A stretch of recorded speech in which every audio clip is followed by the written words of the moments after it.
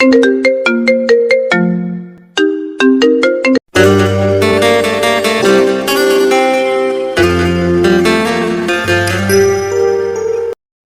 নতুন ভালোবাসার গল্প পেতে আমাদের চ্যানেলটি সাবস্ক্রাইব করে পাশে থাকা বেল আইকনে ক্লিক করুন।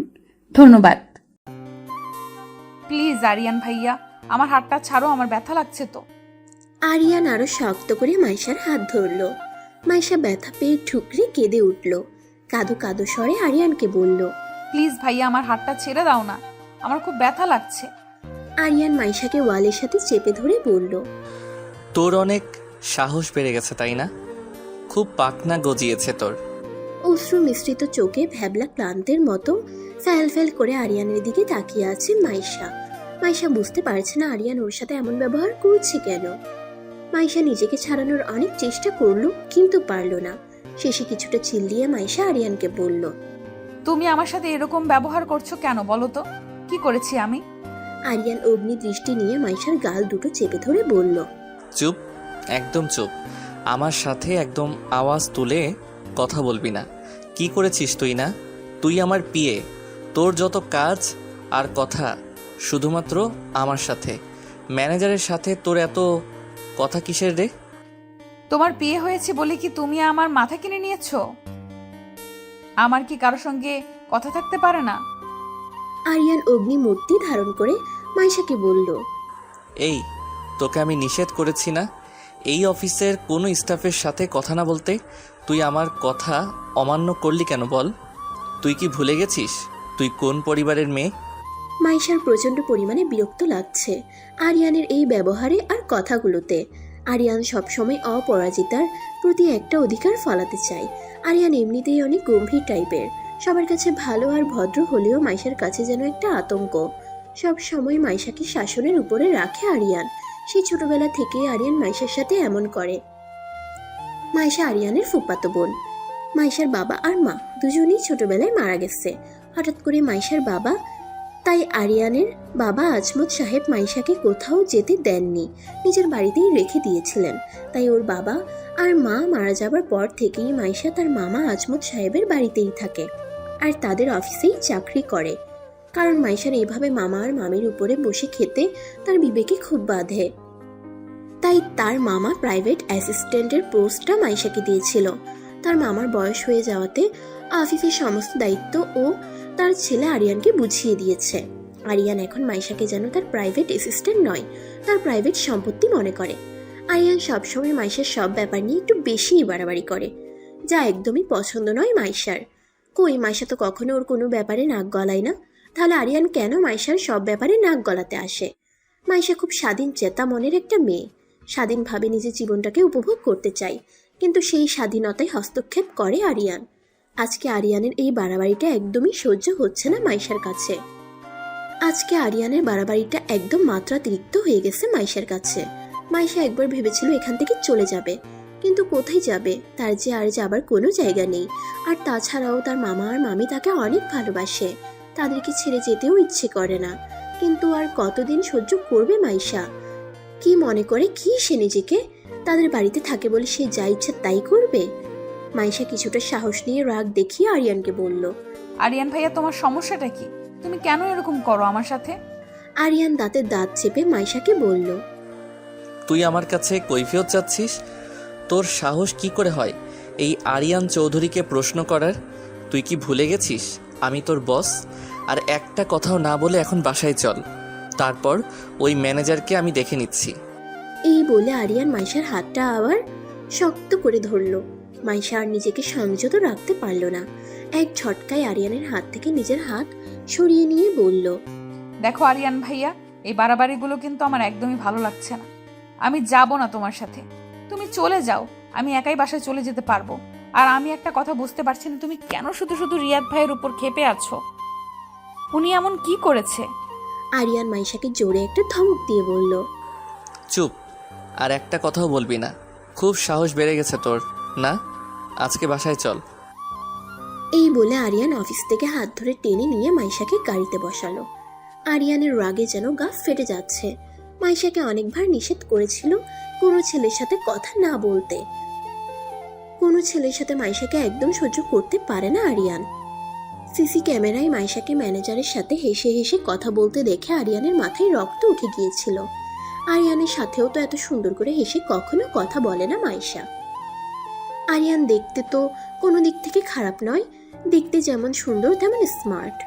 লম্বা 6 ফুটের উপরে, ছোট করে চাপ দাড়ি রাখা, সুঠাম দেহ, সুন্দর করে কাটিং আর জেল দেওয়া চুল, কথা বলা, ভাবভঙ্গি, হাঁটা চলার স্টাইল যে কোনো মেয়েরই নজর কাড়বে। এক কথায় বলতে গেলে যে কোনো মেয়ে প্রথম দেখাতেই ক্রাশ খাবে। কিন্তু সেই দিকে কোনো ভ্রুক্ষেপ নেই আরিয়ানের।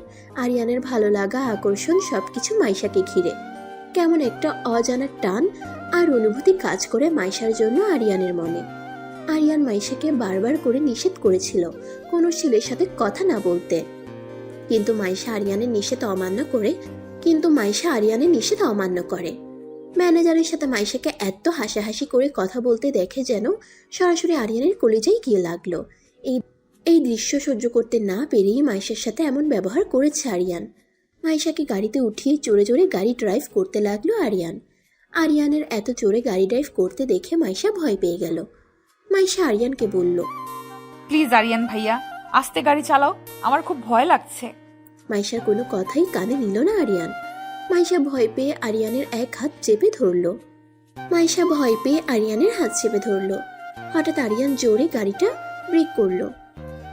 মাইশা তাল সামলাতে না পেরে মিরর গ্লাসের সঙ্গে ওর কপালে বাড়ি খেতে নিচ্ছিল। তখনই আরিয়ান ওর কপালের সামনে হাত রাখলো।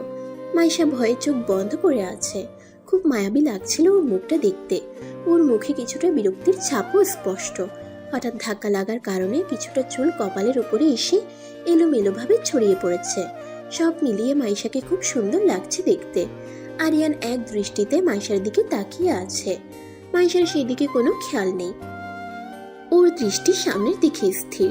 কেউ কোনো কথা বলছে না। ওদের মধ্যে পিনপতন নীরবতা। হঠাৎ মাইশার ফোনটা বেজে উঠল। মাইশা ফোন বের করে সঙ্গে সঙ্গে সাইলেন্ট করে দিল। বারবার কেউ মাইশাকে ফোন দিচ্ছে আর মাইশা বারবার সাইলেন্ট করে দিচ্ছে। মাইশা যেন ফোনটা রিসিভ করতে চেয়েও রিসিভ করতে পারছে না আরিয়ানের ভয়ে। হঠাৎ করে আরিয়ান মাইশার হাত থেকে ফোনটা টান দিয়ে নিয়ে ফোনের দিকে তাকিয়ে দেখলো ম্যানেজার রিয়াদ বারবার ওকে ফোন দিচ্ছে। রাগে আরিয়ানের চোখ দুটো লাল হয়ে গেল। সঙ্গে সঙ্গে আরিয়ান মাইশার ফোন থেকে সিমটা খুলে ভেঙে ফেললো। মাইশা সঙ্গে সঙ্গে চিল্লিয়ে বলে উঠল, এটা তুমি কি করলে? আমার সিমটা ভেঙে ফেললে কেন? আরিয়ান অগ্নি দৃষ্টি নিয়ে তাকালো মাইশার দিকে। ওর চোখ দিয়ে যেন আগুন ঝরছে।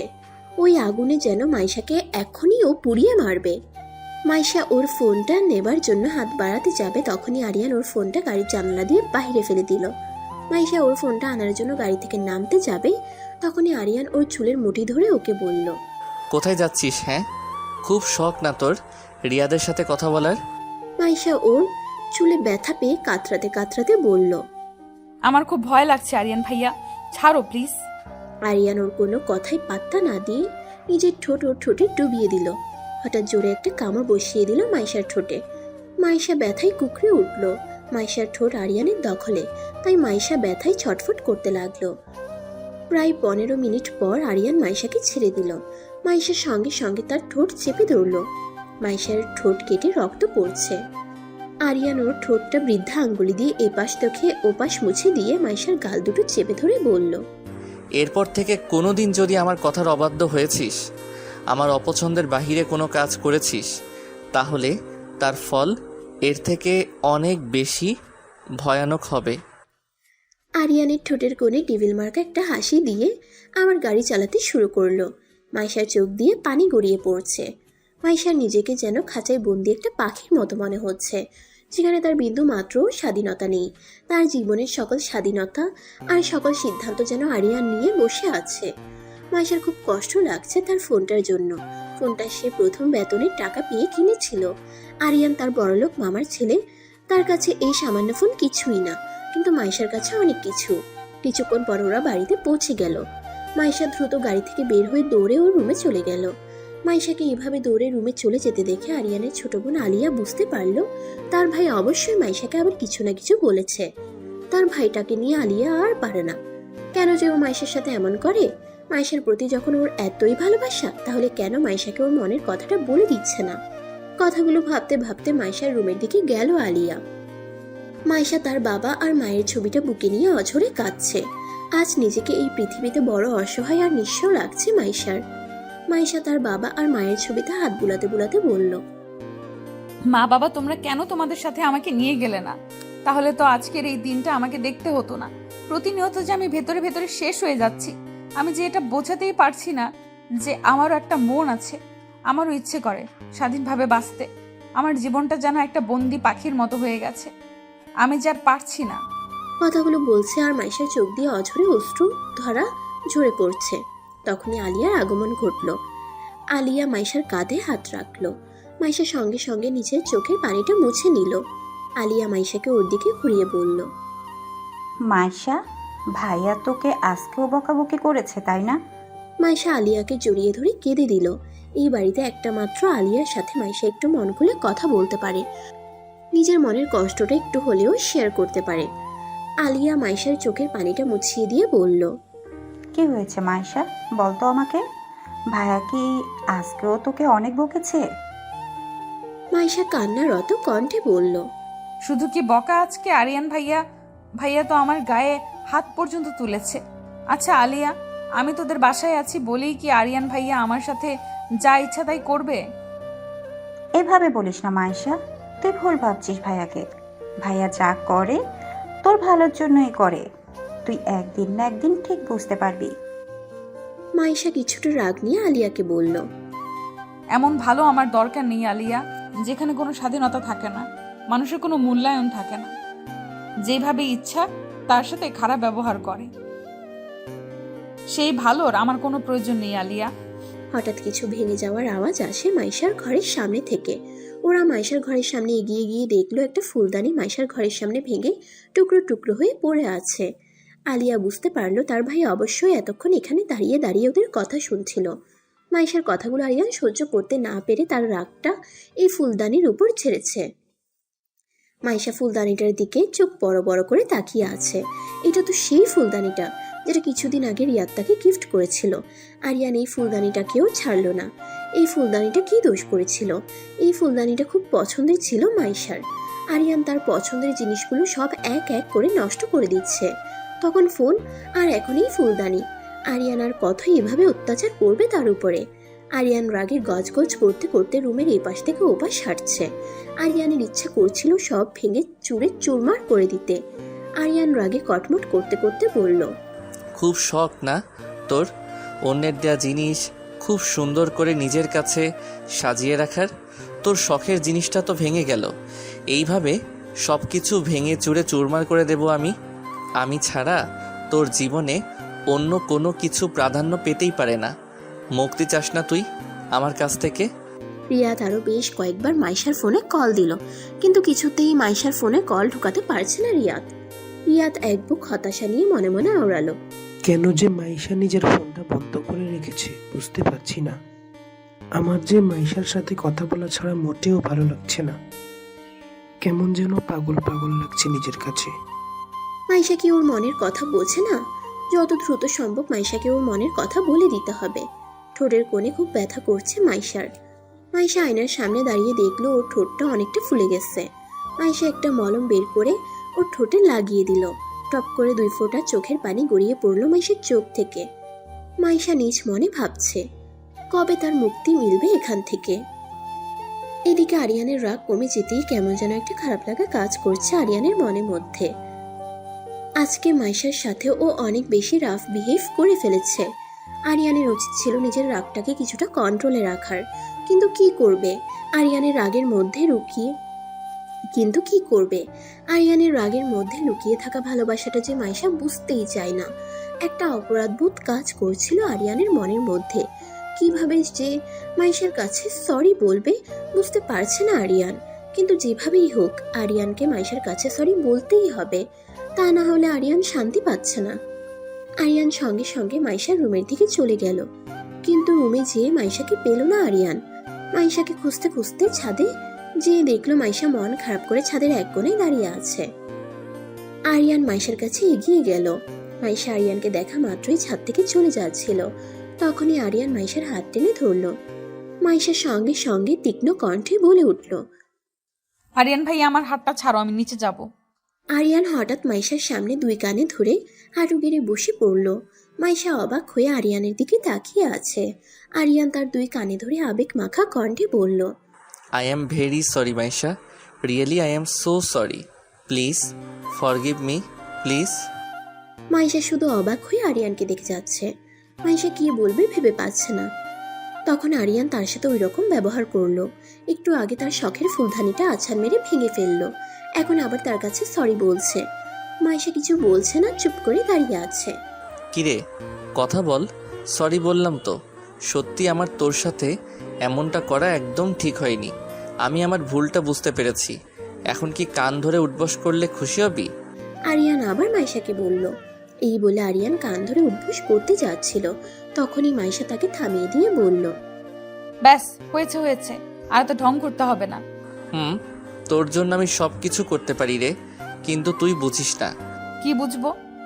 আরিয়ান মাইশার দিকে তাকিয়ে মনে মনে বলল, তুই এমন কেন মাইশা? তুই কি কখনো আমার মনের কথাটা বুঝবি না? আরিয়ান তার পকেট থেকে মাইশাকে একটা চকলেট বের করে দিল। আরিয়ান জানে মাইশা চকলেট অনেক পছন্দ করে। মাইশা চকলেটটার দিকে তাকিয়ে ভাবছে। নিজে কষ্ট দেয়, আবার নিজে এসে সরি বলে। আমার পছন্দ অপছন্দ সব দিকটা খুব সুন্দরভাবে খেয়াল রাখে, তারপরও কেন আমার সাথে এমন করে সে?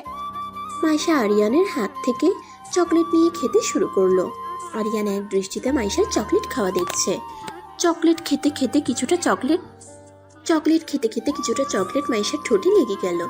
আরিয়ান মাইশার ঠোঁটে লেগে যাওয়া চকলেটটা হাত দিয়ে মুছে দিল। হঠাৎ করে মাইশা আহ করে উঠল। আরিয়ান মাইশার ঠোঁটের দিকে তাকিয়ে দেখলো মাইশার ঠোঁটটা ফুলে আছে। ঠোঁটের কোণের হালকা কাটা দাগটা দেখা যাচ্ছে। সঙ্গে সঙ্গে আরিয়ানের গাড়ির মধ্যে ঘটে যাওয়া ঘটনাটার কথা মনে পড়ল। আরিয়ানের নিজের প্রতি নিজের ধিক্কার দিতে ইচ্ছে করছে। কি করে পারলো সে নিজের ভালোবাসার মানুষটাকে এইভাবে কষ্ট দিতে? আরিয়ান কি বলবে বুঝতে পারছে না। কথাগুলো ভাবতে ভাবতে আরিয়ানের চোখ গেল মাইশার দিকে। মাইশার চুলগুলো খোলা, বাতাসের চুলগুলো উড়ছে, আর কিছু কিছু চুল ওর কপালে এসে পড়ছে। মাইশা কিছুক্ষণ পরপর কপাল থেকে ওর চুলগুলো সরিয়ে কানের পাশে গুজে দিচ্ছে। খোলা চুলে চকলেট খাওয়া অবস্থায় মাইশাকে খুব অপরূপা লাগছিল। আরিয়ান মুগ্ধ হয়ে মাইশার দিকেই তাকিয়ে আছে। মাইশা আরিয়ানকে এইভাবে তার দিকে তাকিয়ে থাকতে দেখে আরিয়ানের সামনে একটা তুড়ি মারল। তুড়ির শব্দে আরিয়ানের ধ্যান ভাঙল। মাইশা চকলেটের শেষ অংশটাও মুখে পুরে দিতে দিতে আরিয়ানকে বলল, এভাবে তাকিয়ে আছো কেন? আমার নজর লাগবে না, পরে তো আমার পেট খারাপ করবে। আরিয়ান মনে মনে বলল, তোমার উপর আমার নজর তো সেই কবেই লেগে গেছে। সেই নজর আর কোনোদিনও সরবে না। বেশ কিছুক্ষণ পর আরিয়ান আর মাইশা ছাদ থেকে নিচে নেমে গেল। ছাদ থেকে নেমে মাইশা তার মামিকে রান্নাঘরে হেল্প করতে গেল। আলিয়া লেখাপড়া করে, তাই তার মাকে তেমন হেল্প করতে পারে না। আর মাইশা তো অফিস নিয়েই ব্যস্ত থাকে, তার মামিকে তেমন একটা হেল্প করা হয় না। তার মামি সারাদিন ঘরের সমস্ত কাজ করে, তাই মাইশা যতটুকু সময় পায় মামিকে কাজে হেল্প করে। আজও তার অন্যথা হলো না। এদিকে আরিয়ান তার ঘরে চেয়ারে হেলান দিয়ে বসে ভাবছে, যত দ্রুত সম্ভব রিয়াদকে অফিস থেকে বের করে দিতে হবে। রিয়াদকে কিছুতেই মাইশার কাছাকাছি ঘেঁষতে দেওয়া যাবে না। বাবার সাথে এই বিষয়ে আজকে কথা বলতে হবে। রাত্রের বেলা খেতে বসে আরিয়ান তার বাবাকে কথায় কথায় বলল, বাবা, তোমার সাথে অফিসের বিষয়ে আমার একটা কথা ছিল। আরিয়ানের বাবা আমজাদ সাহেব এক লোকমা মুখে নিতে নিতে আরিয়ানকে বলল, কি কথা? কোনো সমস্যা হয়ে গেছে নাকি অফিসে? না, আসলে আমি ভাবছিলাম অফিস থেকে কিছু পুরাতন লোককে ছাঁটাই করে নতুন কিছু লোক নেব। কেন? ওরা কি দোষ করছে? নতুন লোক নিলে অফিসের কাজকর্ম আরও আপডেট হবে, তাই। না রিয়ান, ওরা সবাই আমার অনেক বিশ্বস্ত লোক। আর বিশ্বস্ত লোক যে কাজটা খুব আন্তরিকভাবেই করবে, নতুন লোকগুলো সেইভাবে করবে না। আরিয়ানের বাবার কথা শুনে আরিয়ানের প্ল্যানিংটা একদম ভেস্তে গেল। আরিয়ান তো ভেবেছিল এই সুযোগে তাদের ম্যানেজার রিয়াদকে অফিস থেকে ছাঁটাই করে দিয়ে নতুন ম্যানেজার রাখবে, কিন্তু সেটা আর হলো না। আমজাদ সাহেব আরিয়ানকে সব দায়িত্ব বুঝিয়ে দিলেও অফিসের ব্যাপারে কোনো সিদ্ধান্ত নেবার আগে আমজাদ সাহেবকে জানাতে বলেছে, তাই ব্যাপারটা জানাতে হয়েছিল আরিয়ানকে। তা না হলে নিজেই রিয়াদকে অফিস থেকে বের করে দিত। মাইশা আরিয়ানের কথা শুনে ঠিকই বুঝতে পারলো আরিয়ান ঠিক কাকে মিন করছিল অফিস থেকে ছাঁটাই করার ব্যাপারে। কিন্তু মাইশা ভেবে পায় না আরিয়ান কেন রিয়াদের উপর এত রেগে আছে। রিয়াদ তো যথেষ্ট ভালো আর মার্জিত একটা ছেলে, খুব চুপচাপ আর কাজেও অনেক দক্ষ। আরিয়ানের তো রিয়াদের উপর অনেক খুশি হবার কথা, কিন্তু তা না করে উল্টো রিয়াদের উপর আরিয়ান কেন এত ক্ষেপে আছে সেটাই মাইশা বুঝতে পারছে না। খাওয়া শেষ করে মাইশা নিজের রুমের দিকে যেতে নিবে তখনই আরিয়ান তাকে পেছন থেকে ডাক দিয়ে ওর কাছে এসে একটা প্যাকেট ওর হাতে ধরিয়ে দিয়ে বলল, এই নে, এই প্যাকেটে কিছু ওষুধ আছে, ওষুধগুলো খেয়ে নিস, ঠোঁটের ব্যথাটা কমে যাবে। মাইশা প্যাকেটটা আরিয়ানের হাতেই আবার ফিরিয়ে দিয়ে বলল, না আরিয়ান ভাইয়া, তোমার ওষুধ আমার লাগবে না, আমার ব্যথা এমনিতেই ভালো হয়ে যাবে। আরিয়ান মাইশাকে একটু ধমক দিয়ে বলল, চুপ, কোনো কথা বলবি না, যা বলছি সেটা কর। কথাটা বলে আরিয়ান মাইশার হাতে ওষুধের প্যাকেটটা দিয়ে চলে গেল। মাইশা প্যাকেটের দিকে তাকিয়ে একটা ভেঙচি কেটে মনে মনে আওড়ালো। ব্যথা দিয়ে এখন আবার ভালোবাসা দেখাতে এসেছে। রিয়াদের কিছুই ভালো লাগছে না, ও যেন ভিতরে ভিতরে ছটফট করে মরছে। মাইশার সাথে কথা বলতে পারলে হয়তোবা রিয়াদের মনটা কিছুটা শান্ত হতো। এর মধ্যে বেশ কয়েকবার রিয়াদ মাইশার ফোনে কল দিয়েছিল, কিন্তু মাইশার ফোনে কল ঢুকছেই না। রিয়াদের ছটফটানি ক্রমশ বেড়েই চলেছে। রিয়াদ এখন শুধু সকাল হবার অপেক্ষা করছে, কখন সকাল হবে, কখন মাইশাকে এক নজর দেখবে আর ওর সাথে মন ভরে কথা বলবে। আজকের রাতটা যেন রিয়াদের কাছে খুব বড় মনে হচ্ছে, তার অপেক্ষার প্রহর যেন শেষ হতেই চায় না। পরদিন সকালে রিয়াদ অফিসে গিয়ে মাইশার জন্য অপেক্ষা করছিল।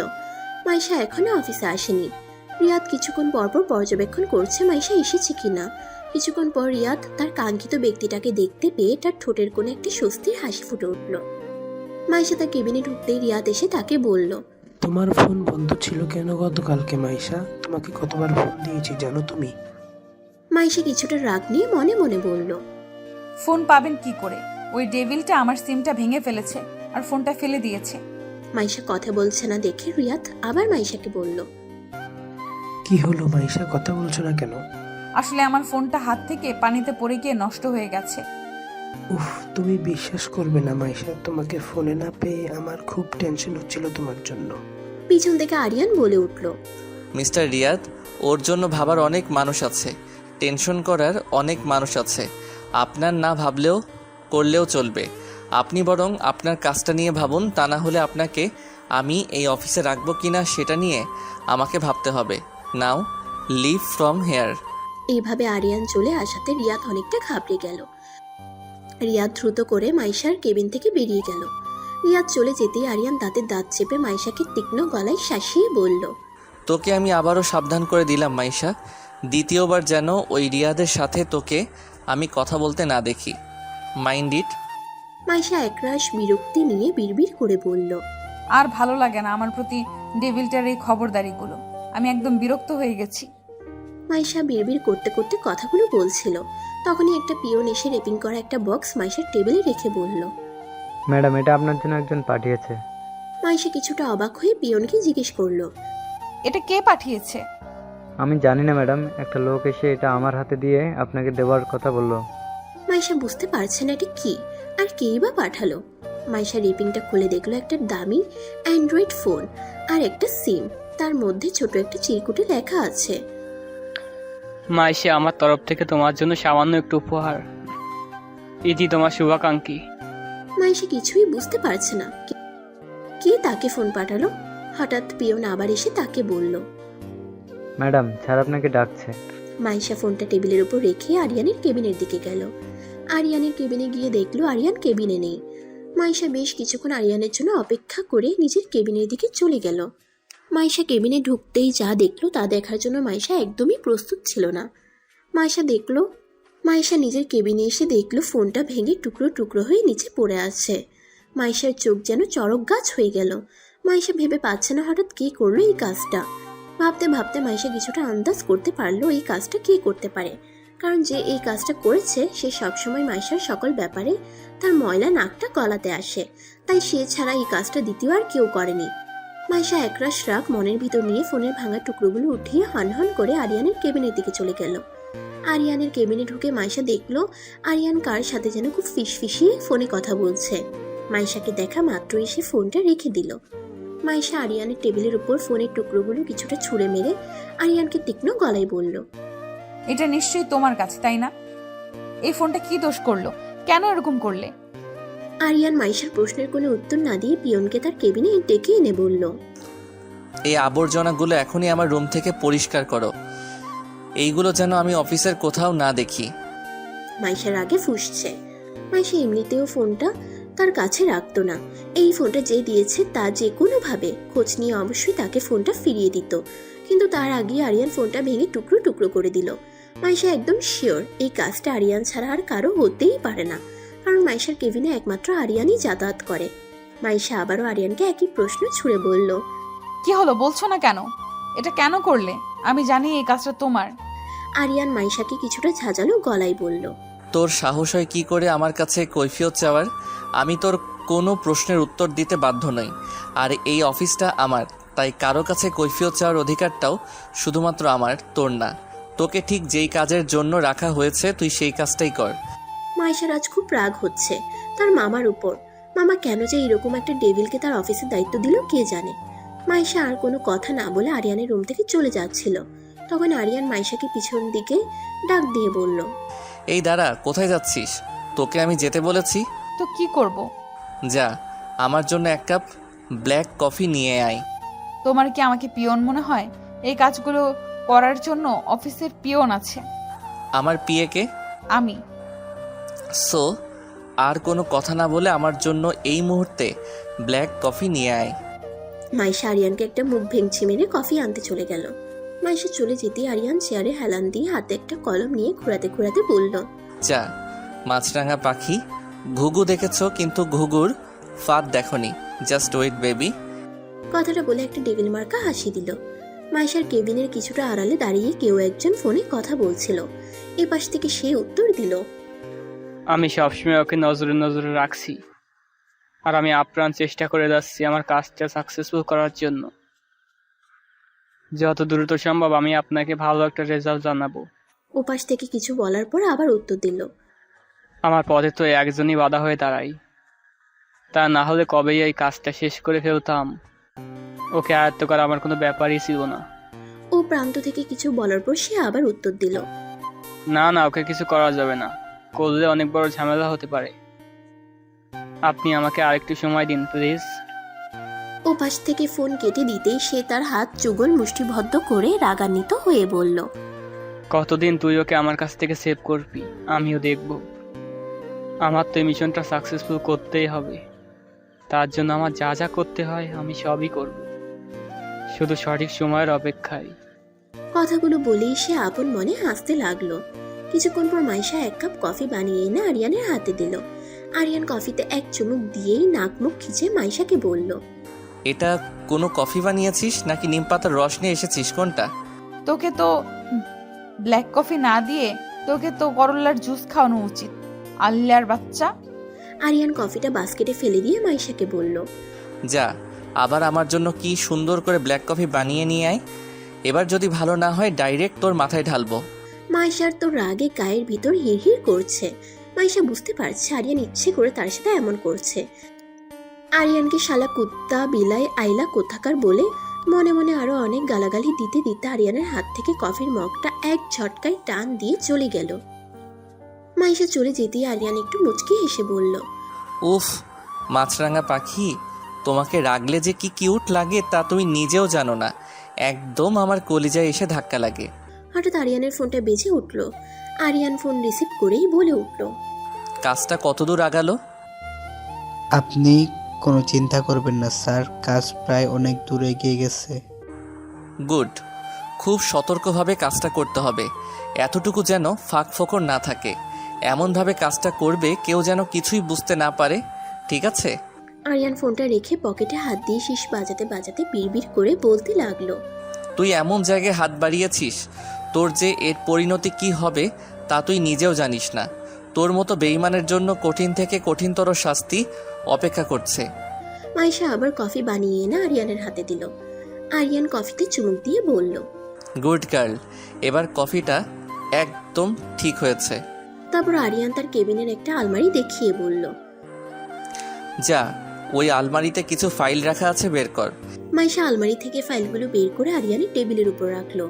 এই কয়েকটা ফাইল 30 মিনিটের মধ্যে চেক করে আমাকে সাবমিট কর। কথাটা শুনে মাইশার চোখ যেন ছানা বড়া হয়ে গেল।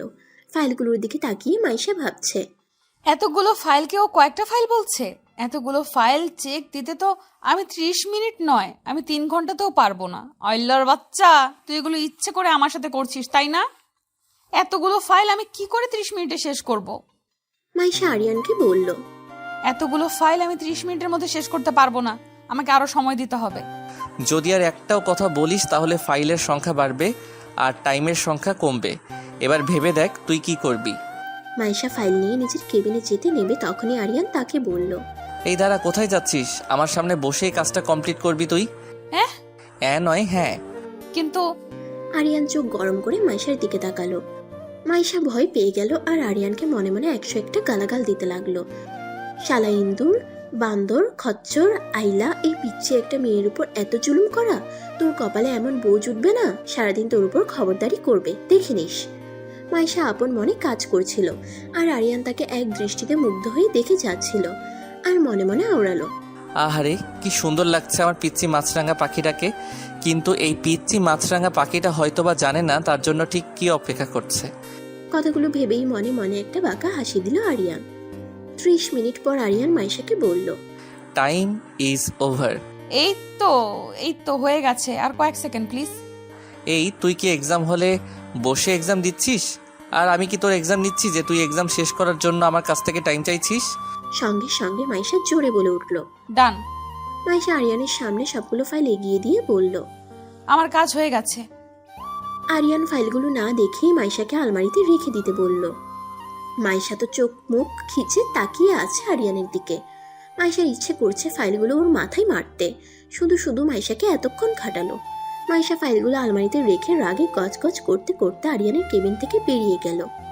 সন্ধ্যার দিকে আরিয়ান নিজের রুমে বসে একটা কাগজ সামনে নিয়ে ঠোঁটের কোণে বাঁকা একটা হাসি দিয়ে বলল। খুব তাড়াতাড়ি এমন কিছু হতে চলেছে যা তুমি কল্পনাও করতে পারো না।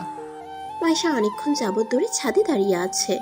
স্নিগ্ধ শীতল বাতাসটা খুব ভালো লাগছে মাইশার কাছে। বাতাসটা হালকা দুলে দুলে মাইশার শরীরে এসে হালকা পরশ দিয়ে যাচ্ছে। অনেক ভাবনা মাইশার মাথায় ঘুরপাক খাচ্ছে, সেই ভাবনাটা শুধুমাত্র আরিয়ানকে নিয়ে। মাইশা মাঝে মধ্যে আরিয়ানকে একদমই বুঝে উঠতে পারে না। আরিয়ানের যেন অনেকগুলো রূপ, মাইশা বুঝে উঠতে পারে না কোনটা আরিয়ানের আসল রূপ। আরিয়ান যেন ক্ষণে ক্ষণে নিজের রূপ পাল্টায়। না, আর ভাবতে পারছে না মাইশা। মাইশা মাথার দুপাশে আঙ্গুল দিয়ে টলতে টলতে বিড়বিড় করতে করতে বলল। না, আর ভেবে কাজ নেই। এত ভাবলে পরে আবার মাথা ব্যথা করবে। অনেকদিন আয়লার সাথে গল্প করা হয় না। যাই নিচে গিয়ে দেখিও কি করছে। মাইশা ছাদ থেকে নামতে যাবে তখনই আরিয়ানের সঙ্গে তার ধাক্কা লাগলো।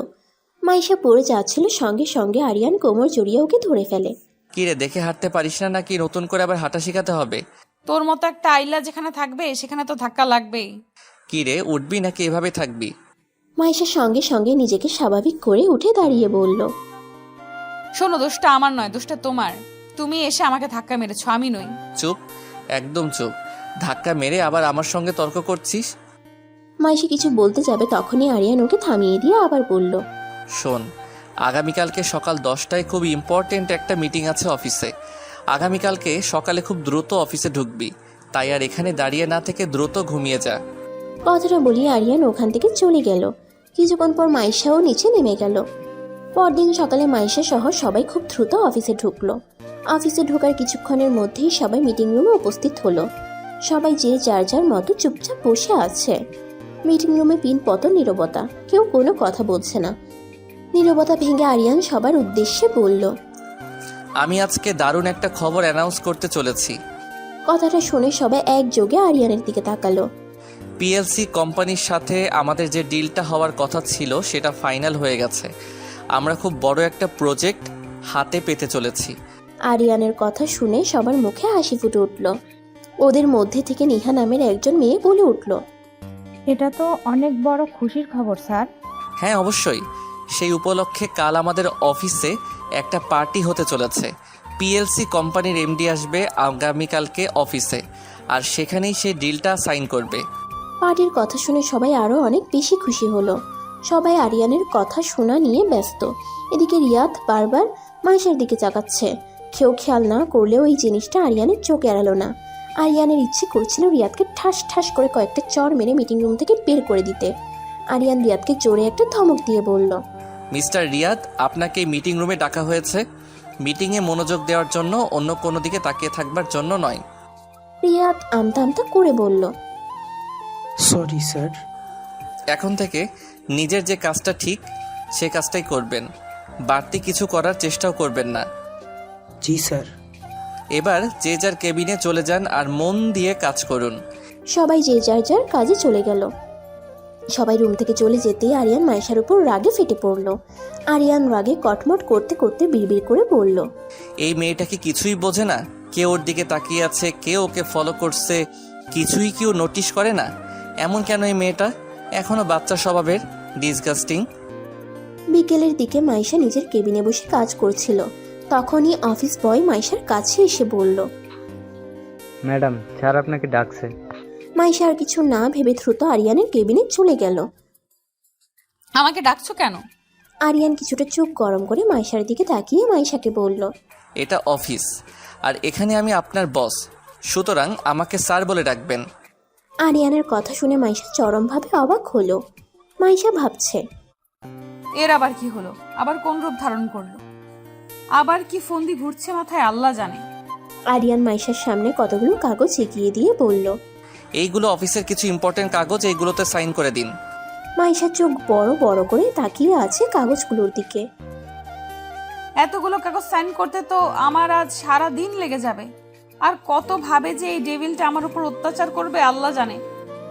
আরিয়ান মাইশাকে একটা কলম এগিয়ে দিয়ে বলল, কাগজগুলো পরে এখানে বসেই সাইন করে দিন। এই কাগজগুলো পরে সাইন করতে গেলে তো আমাকে আজকে আর বাসায় ফিরতে হবে না, অফিসেই থাকতে হবে। মাইশা কাগজের 2-1 পাতা উল্টিয়ে পড়ার ভান করে কাগজগুলোতে সাইন করা শুরু করলো। আরিয়ান মাইশার দিকে তাকিয়ে মনে মনে একটা হাসি দিল। সেই হাসির কারণ একমাত্র আরিয়ান ছাড়া আর কেউ জানে না। অফিস টাইম শেষে সবাই অফিস থেকে বের হচ্ছিল। মাইশা সবকিছু গুছিয়ে অফিস থেকে বের হতে নেবে, তখনই আরিয়ান তার সামনে এসে বলল, কোথায় যাচ্ছেন? আমার অফিস শেষ, তাই বাসায় যাচ্ছি। আপনাকে আমি যেতে বলেছি? মাইশার সাথে সাথে আরিয়ানকে ওর হাত ঘড়িটা দেখিয়ে বলল, এই যে দেখুন স্যার, অফিস আওয়ার এখন শেষ, সুতরাং আমি এখন আর আমার বস নন, আর আমিও আপনার পিএ নই, সুতরাং আপনি এখন আর আমাকে কোনো হুকুম করতে পারবেন না। শাট আপ, ওকে? আপনি আমাকে অফিস টাইম শেখাতে এসেছেন? আপনি আমার বস নাকি আমি আপনার বস? আগামীকালকে অনেক বড় একটা প্রজেক্ট সাইন হতে চলেছে, সো সমস্ত কাজ কমপ্লিট করে তারপরে বাসায় যাবেন। জি স্যার, আমি সম্পূর্ণ কাজ কমপ্লিট করেই বাসায় যাচ্ছি। Very good. Thank you sir, তাহলে এখন আমি আসি। না, আমি না বলা পর্যন্ত আপনি এক পা অফিস থেকে বের হবেন না। কিন্তু কেন? আপনি আমার সাথে এমন করতে পারেন না।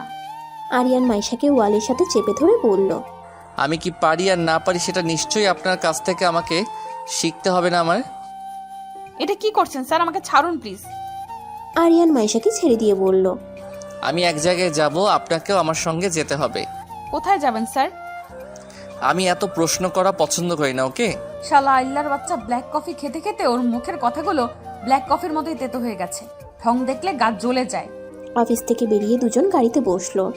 আরিয়ান গাড়ি চালাতে শুরু করলো। কিছুক্ষণ পর ওদের গাড়ি একটা শপিং মলের সামনে এসে থামলো। আরিয়ান মাইশাকে গাড়িতে রেখে তার একটা কাজ আছে বলে গাড়ি থেকে নেমে শপিং মলের ভিতরে চলে গেল। আরিয়ান চলে যেতেই, আল্লাহর বাচ্চা, তোর কাজ আছে তো তুই আমাকে কেন নিয়ে আসলি? এখন বাসায় গেলে কি সুন্দর আমার ফেভারিট কার্টুনটা দেখতাম আর মামির হাতের স্পেশাল চা আর পকোড়াটা খেতাম। ওর তো আবার আমার সুখ সহ্য হয় না। কিভাবে আমাকে খাটাবে সব সময়? সেই ফোন দিয়ে আটে, ডায়নোসর কোথাকার। কেউ একজন অনেকক্ষণ ধরে আড়াল থেকে মাইশার দিকে নজর রাখছে। সে পকেট থেকে নিজের ফোনটা বের করে একজনকে ফোন দিয়ে বলল, আপনি কোনো চিন্তা করবেন না স্যার, সব কিছু প্ল্যানিং মোতাবেকই হবে, শুধু সঠিক সময়ের অপেক্ষায়। ফোনটা রেখে সে ঠোঁটে বাঁকা একটা হাসি দিয়ে বলল, কান টানলে মাথা আসবেই, আমার কান আর মাথা দুটোই দরকার।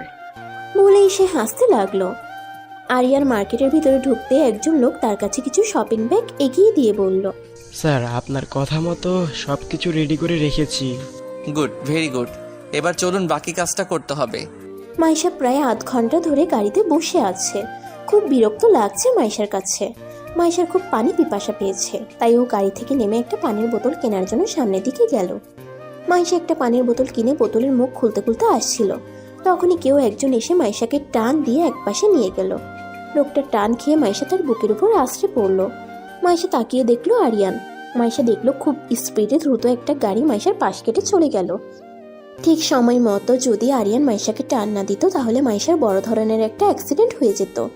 আরিয়ান অগ্নিমূর্তি হয়ে মাইশার 2 বাহুতে হাত দিয়ে মাইশাকে ঝাঁকি দিয়ে জোরে চিল্লিয়ে বলল, এ কোনো কমন সেন্স নেই তোর? কিভাবে রাস্তা পার হতে হয় তাও তুই জানিস না? আমি ঠিক সময় মতো না আসলে এখন কি হতো বুঝতে পারছিস তুই? কেন গাড়ি থেকে নেমেছিস তুই? তোকে না আমি বললাম গাড়িতে বসতে? মাইশা তার হাতে রাখা পানির বোতলটা আরিয়ানকে দেখিয়ে আস্তে করে বলল, পানি আনতে গেছিলাম, আমার খুব পানি পিপাসা পেয়েছিল তাই। Just shut up stupid. তোর পানির পিপাসা পেয়েছে তুই আমাকে ফোন দিয়ে বলতে পারলি না? এখন যদি কিছু হয়ে যেত তোর তখন কি হতো? কি করে বলবো? আমার কাছে কি ফোন আছে যে তোমাকে আমি ফোন দিব? আরিয়ান আর কিছু বললো না, মাইশার হাত ধরে রাস্তা পার করে ওকে গাড়ির কাছে নিয়ে আসলো। আরিয়ান আর মাইশা গাড়িতে গিয়ে বসলো। আরিয়ান গাড়ি চালানো শুরু করলো। আরিয়ানের খুব গিল্টি ফিল হচ্ছে। আরিয়ানের জন্যই মাইশার আজ অনেক বড় বিপদ হতে পারত। মাইশার কাছে যদি আজকে ফোন থাকতো তাহলে মাইশা আরিয়ানকে ফোন দিতে পারতো। মাইশা কিছুক্ষণ পর পর আরিয়ানের দিকে আর চোখে তাকাচ্ছে। আজকে আরিয়ান সঠিক সময় মতো যদি না আসতো তাহলে এতক্ষণে মাইশার প্রাণ পাখিটা উড়ে যেত। কেন যেন আজকে আরিয়ানের প্রতি অন্যরকম একটা অনুভূতি জাগ্রত হচ্ছে মাইশার মনে। এতদিন আরিয়ান মাইশার সঙ্গে যা করেছে সবটাই আরিয়ানের বাড়াবাড়ি বলে মাইশা পাত্তা দিত না, কিন্তু আজ কেন যেন আরিয়ানের এই শাসনটা খুব ভালো লাগলো মাইশার কাছে। গাড়ি চলছে তার আপন গতিতে, কারো মুখে কোনো কথা নেই, দুজনের মধ্যেই পিনপতন নীরবতা। কিছুক্ষণ পর গাড়ি এসে ওদের বাড়ির সামনে থামলো। মাইশা ওর রুমের দিকে যেতে নেবে তখনই আরিয়ান পিছন থেকে ওকে ডাক দিয়ে ওর সামনে 2টা শপিং ব্যাগ এগিয়ে দিয়ে বলল, এই নে, এই শপিং ব্যাগগুলো ধর। কি এইগুলো? এত কথা না বলে ধরতে বলেছি, ধর। আরিয়ান শপিং ব্যাগগুলো মাইশার হাতে দিয়ে বলল, আগামীকালকে পার্টিতে তুই এই ড্রেসটা পরবি। যদি এই ড্রেসটা না পরিস তাহলে কিন্তু তোর খবর আছে। বলেই আরিয়ান ওখান থেকে চলে গেল। আরিয়ান ওখান থেকে চলে যেতেই মাইশা আরিয়ানের যাওয়ার পানে তাকিয়ে বিড়বিড় করে বলল, গিফট দিল আর থ্রেড দিল, কিছুই বুঝলাম না। সন্ধ্যার দিকে আলিয়া ছাদের এক কোণে দাঁড়িয়ে ফিসফিস করে কারোর সাথে কথা বলছিল। তখনই মাইশা আস্তে আস্তে করে আলিয়ার পিছনে এসে আলিয়াকে আস্তে করে বলল, ড্রিঙ্কিং ড্রিঙ্কিং সিঙ্কিং ওয়াটার। মাইশার কণ্ঠ শুনে আলিয়া ঘাবড়ে গেল। তাড়াহুড়ো করে আলিয়া ফোনটা কেটে দিয়ে কিছুটা তুতলিয়ে মাইশাকে বলল, মানে কি বলছিস তুই? আহারে, কিচ্ছু বোঝে না আমার বোনটা। আমি কিন্তু সব বুঝে ফেলেছি। কি বুঝেছিস? এই যে আমার বোনটা কারো প্রেমে হাবুডুবু খাচ্ছে। ধুর, কি যে বলিস না তুই। আচ্ছা ঠিক আছে, আমি তো এখন তোর পর হয়ে গেছি। আমাকে যখন বলবি না আমি চলে যাচ্ছি তাহলে। আলিয়া মাইশাকে বাধা দিয়ে বলল, কে বলল তুই আমার পর? আপন ভাবলে তো বলতি। আরে তেমন কিছু না, আমার কলেজের এক সিনিয়র ভাইয়ের সাথে কথা বলছিলাম। মাইশা তার 2 হাত ভাঁজ করে ঠোঁট টিপে একটা হাসি দিয়ে আলিয়াকে বলল, বুঝি বুঝি, আমরা সব বুঝি। সিনিয়র ভাই না অন্য কিছু। তাই নাকি? তুই সব বুঝিস? অবশ্যই। আচ্ছা, সবই বুঝিস, তাহলে এটা বুঝিস না কে তোকে কেয়ার করে ভালোবাসে? মাইশা আলিয়ার কথা এড়িয়ে দিয়ে বলল, আচ্ছা চল নিচে যাই, এত বুঝে আর লাভ নেই। কথা এড়িয়ে যাচ্ছিস? আরে না, আসার সময় দেখলাম মামি তার স্পেশাল চা আর পকোড়া বানাচ্ছে, চল। মাইশা আলিয়াকে আর কোনো কথা বলতে না দিয়ে ওখান থেকে টেনে নিয়ে নিচে নেমে গেল। আলিয়া আর মাইশা টিভি দেখতে দেখতে পাকোড়া আর চা খাচ্ছিল। তখনই আরিয়ান এসে মাইশার সামনে একটা ফোনের বক্স রেখে বলল, এটা খুলে দেখ পছন্দ হয় কিনা। বাবা মাইশা, তোর কি ভাগ্য রে, না চাইতেই নতুন ফোন পেয়ে গেলি। আর আমি কতদিন থেকে ভাইয়াকে বলছিলাম, ভাইয়া আমাকে নতুন একটা ফোন কিনে দাও। ভাইয়া শুনছেই না, আর তোকে না চাইতেই কিনে দিল। নে নে, খুলে দেখ পছন্দ হয়েছে কিনা। আমাদের তো নতুন ফোন পাওয়ার ভাগ্য নেই, তোরটা দেখেই না হয়ে আফসোস মেটালাম। মারবো টেনে এক চর। এই তো লেখাপড়া নেই, সব সময় খালি ফোনের চিন্তা মাথায় ঘুরঘুর করে, তাই না? যা পড়তে বস গিয়ে। ওহ ভাইয়া, সারাদিন কি পড়তে ভালো লাগে বলতো? তোর না সামনে পরীক্ষা, সারাদিন পড়ার টেবিলে বসে থাকবি। যা এখন পড়তে বস। মাইশা আরিয়ানকে থামিয়ে দিয়ে বলল, আপনি এরকম করছেন কেন স্যার? ও ঠিক সময় মতো পড়তে বসবে। মাইশার মুখে আরিয়ানকে স্যার কথাটা শুনে আলিয়া খিলখিল করে হেসে দিয়ে বলল, মাইশা তুই ভাইয়াকে স্যার বলছিস? How funny. কি করব বল, উনি তো আমার বস, ওনাকে স্যার না ডেকে কি পারা যায়, তাই না স্যার? তোকে আমি স্যার ডাকতে বলেছি অফিসে, বাসায় না। তাহলে বাসায় কি বলে ডাকবো স্যার? ঠাস করে একটা থাপ্পড় বসিয়ে দিলে না বুঝতে পারবি কি বলে ডাকবি। কেন, আমার গালটাকে তোমার সরকারি রাস্তা মনে হয়? যখন তখন খালি মারার চিন্তা করবে। এত বেশি কথা না বলে ফোনটা খুলে দেখ। মাইশা একটা ভেঙচি কেটে বলল। আমি কি তোমার কাছে ফোন চেয়েছি? লাগবে না আমার তোমার ফোন, তুমি এটা বরং আলিয়াকে দিয়ে দাও। আরিয়ান মাইশার হাতে ফোনটা ধরিয়ে দিয়ে বলল। আর একটা কথাও না বলে চুপচাপ ফোনটা ধর। মাইশা কিছু বলতে যাবে তখনই আরিয়ান চোখ গরম করে তাকালো মাইশার দিকে। মাইশা ভয় পেয়ে আর কিছু বলল না। আরিয়ান ওখান থেকে চলে গেল। আরিয়ান সেখান থেকে চলে যেতেই মাইশা কিছুটা রাগ নিয়ে আলিয়াকে বলল। এই আলিয়া, তোর ভাইটা এমন কেন রে? সব সময় আমার উপর একটা খবরদারি ফলানোর চেষ্টা করে। তুইও ভাইয়ার উপর খবরদারি ফলা না, কে নিষেধ করেছে? ওর মতো একটা আইলার উপর খবরদারি ফলাতে আমার বইয়েই গেছে। মাইশার কথা শুনে আলিয়া মুচকে হাসি দিল আর মনে মনে বলল, সময় হলে ঠিকই খবরদারি ফলাবি, যে সময়টা খুব নিকটে। রাতে খাওয়া দাওয়া শেষ করে মাইশা নিজের রুমে গিয়ে ফোনের বক্সটা খুলল। ফোনটা মাইশার খুব পছন্দ হলো। লেমন কালারের একটা ফোন। ফোনটা দেখেই মাইশা বুঝতে পারলো ফোনটা অনেক দামি। সাথে একটা সিম কার্ডও দেখতে পেল। মাইশা একটা মুচকে হাসি দিয়ে মনে মনে আওড়ালো। আরিয়ান যেন কেমন একটা মানুষ, নিজের সিম ভেঙে ফেললো, ফোন ফেলে দিল, আবার নিজেই কিনে এনে দিল। ওকে বুঝে ওঠা বড় দায়। পরদিন সকালবেলা পার্টিতে যাবার জন্য একটাও ড্রেস সিলেক্ট করতে পারছিল না মাইশা। আলমারি থেকে সমস্ত ড্রেস বের করে পুরো বিছানায় ছড়িয়ে রেখেছে। তারপরও একটা ড্রেসও তার পছন্দ হচ্ছে না। ওই যে কোথাও যাবার আগে মেয়েদের যেই রকম প্রবলেম, আমার তো কোনো ড্রেস নেই, আমি কি পরে যাব? সেম মাইশার ক্ষেত্রেও হলো। হঠাৎ মাইশার চোখ গেল ওর ড্রেসিং টেবিলের উপরে রাখা দুটো শপিং ব্যাগের দিকে। তখনই মাইশার মনে পড়ে গেল এই শপিং ব্যাগে আরিয়ান তো তার জন্য পার্টিতে যাওয়ার জন্য ড্রেস নিয়ে এসেছিল। মাইশা শপিং ব্যাগটা হাতে নিয়ে ড্রেসটা বের করে তো ওর চোখ একদম কপালে উঠে গেল। গ্রে কালারের একটা গাউন, গাউনটার উপরে হোয়াইট কালারের স্টোন বসানো, জরি সুতার কাজ করা। দেখেই বোঝা যাচ্ছে এটা খুব এক্সপেন্সিভ আর স্পেশাল অর্ডার দিয়ে বানানো। তারপর মাইশা অন্য শপিং ব্যাগটা খুলে দেখলো গাউনের সাথে ম্যাচিং করা খুব এক্সপেন্সিভ সব অর্নামেন্টস। মাইশা গাউন আর অর্নামেন্টসগুলোর দিকে তাকিয়ে ভাবছে, এত দামি একটা গাউন আর অর্নামেন্টস আরিয়ান কেন শুধু শুধু কিনতে গেল ওর জন্য? ওর যা ছিল তাতেই তো সে পার্টিতে অ্যাটেন্ড করতে পারত। আরও অনেক কথা ভাবতে লাগলো মাইশা। তখনই মাইশার রুমে আলিয়া ঢুকলো। আলিয়া গাউন আর অর্নামেন্টসগুলো দেখে বলল, ওয়াও, কি সুন্দর গাউন আর অর্নামেন্টস, ভাইয়া দিয়েছি নিশ্চয়ই? মাইশা মাথা নাড়িয়ে হ্যাঁ সূচক জবাব দিল। So nice. আসলে ভাইয়ার পছন্দ আছে বলতে হবে। তোকে খুব সুন্দর লাগবে মাইশা এগুলো পরলে। ধুর, এইগুলোর কি দরকার ছিল বলতো আলিয়া? ছিল সে তুই বুঝবি না। আমারও তো বোঝার দরকার নেই। আচ্ছা শোন, ভাইয়ার অফিসে একটা কাজ আছে বিদায় ভাইয়া অনেক আগে অফিসে চলে গেছে। ভাইয়া গাড়ি পাঠিয়ে দিয়েছে, আমাদেরকে রেডি হয়ে সময় মতো চলে যেতে বলেছে। ঠিক আছে। আলিয়া মাইশার দিকে তাকিয়ে ভাবছে, তুই কবে যে ভাইয়ার ভালোবাসাটা বুঝবি মাইশা? আলিয়াকে মাইশার দিকে তাকিয়ে থাকতে দেখে মাইশা ওকে বলল, কি রে, এভাবে তাকিয়ে আছিস কেন? কিছু কি বলবি? না, তাড়াতাড়ি রেডি হয়ে নে। আলিয়া চলে গেল। মাইশা রেডি হতে শুরু করলো। এদিকে আরিয়ান একটা পুরাতন গোডাউনে ঢুকলো। ঢুকে চেয়ার নিয়ে একজনের সামনে বসলো। ওর সামনের লোকটির মুখ আর হাত পা বাঁধা। আরিয়ান ঠাস ঠাস করে কয়েকটা থাপ্পড় বসিয়ে দিল তার দুই গালে। আরিয়ানের চোখ দিয়ে যেন আগুন ঝরছে। আরিয়ানের ইচ্ছে করছিল ওর হাতের পিস্তলটা দিয়ে এখানেই ওকে শুট করে মেরে ফেলতে, কিন্তু আরিয়ান তা পারছে না। আরিয়ান ওর মুখের বাঁধনটা একজনকে খুলে দিতে বলল। আরিয়ান ওর হাতের পিস্তলটা লোকটার সামনে নাড়াচাড়া করতে করতে বলল, কি রে, কি ভেবেছিলি আমি কোনোদিন তোকে খুঁজেই পাবো না? হ্যাঁ, তুই ডাইরেক্ট আমার কলিজায় হাত দিয়েছিস। এবার বল কার কথায় তুই এই কাজটা করেছিলি?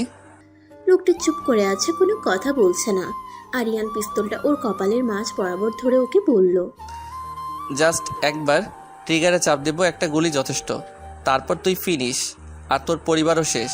এবার ঠিক করে ভেবে দেখ কি করবি, সত্যিটা বলবি নাকি শেষ হয়ে যাবি? লোকটা আকুতি মিনতি করে বলতে লাগলো, প্লিজ স্যার, প্লিজ আমাকে মারবেন না, আমার পরিবারের কোনো ক্ষতি করবেন না। আমার কিছু হয়ে গেলে আমার পরিবার শেষ হয়ে যাবে। ওকে, তোকে আমি মারবো না, ছেড়ে দেবো। তার আগে তুই সত্যিটা বল, কে তোকে হায়ার করেছিল? Tell me the truth right now. লোকটা ছোট করে একটা ঢোক গিলে বলল, স্যার আমি ওনার চেহারা দেখিনি, ওনার সাথে শুধু আমার ফোনে কথা হয়েছিল। আমাকে এক লোকের মাধ্যমে উনি মাইশা ম্যাডামের ছবি দিয়ে আমাকে বলেছিলেন ওনাকে যে কোনোভাবে খুন করতে হবে, আর না হয় গুম করতে হবে। আমি সেই লোকের চেহারাও দেখিনি, কারণ উনি তখন একটা কালো মুখোশ পরেছিল। বুঝতে পেরেছি, তোর বাঁচার কোনো ইচ্ছে নেই। ঠিক আছে, তাহলে তোর ইচ্ছেটা আমি পূরণ করে দেই। না স্যার, বিশ্বাস করুন স্যার, আমি সত্যি বলছি।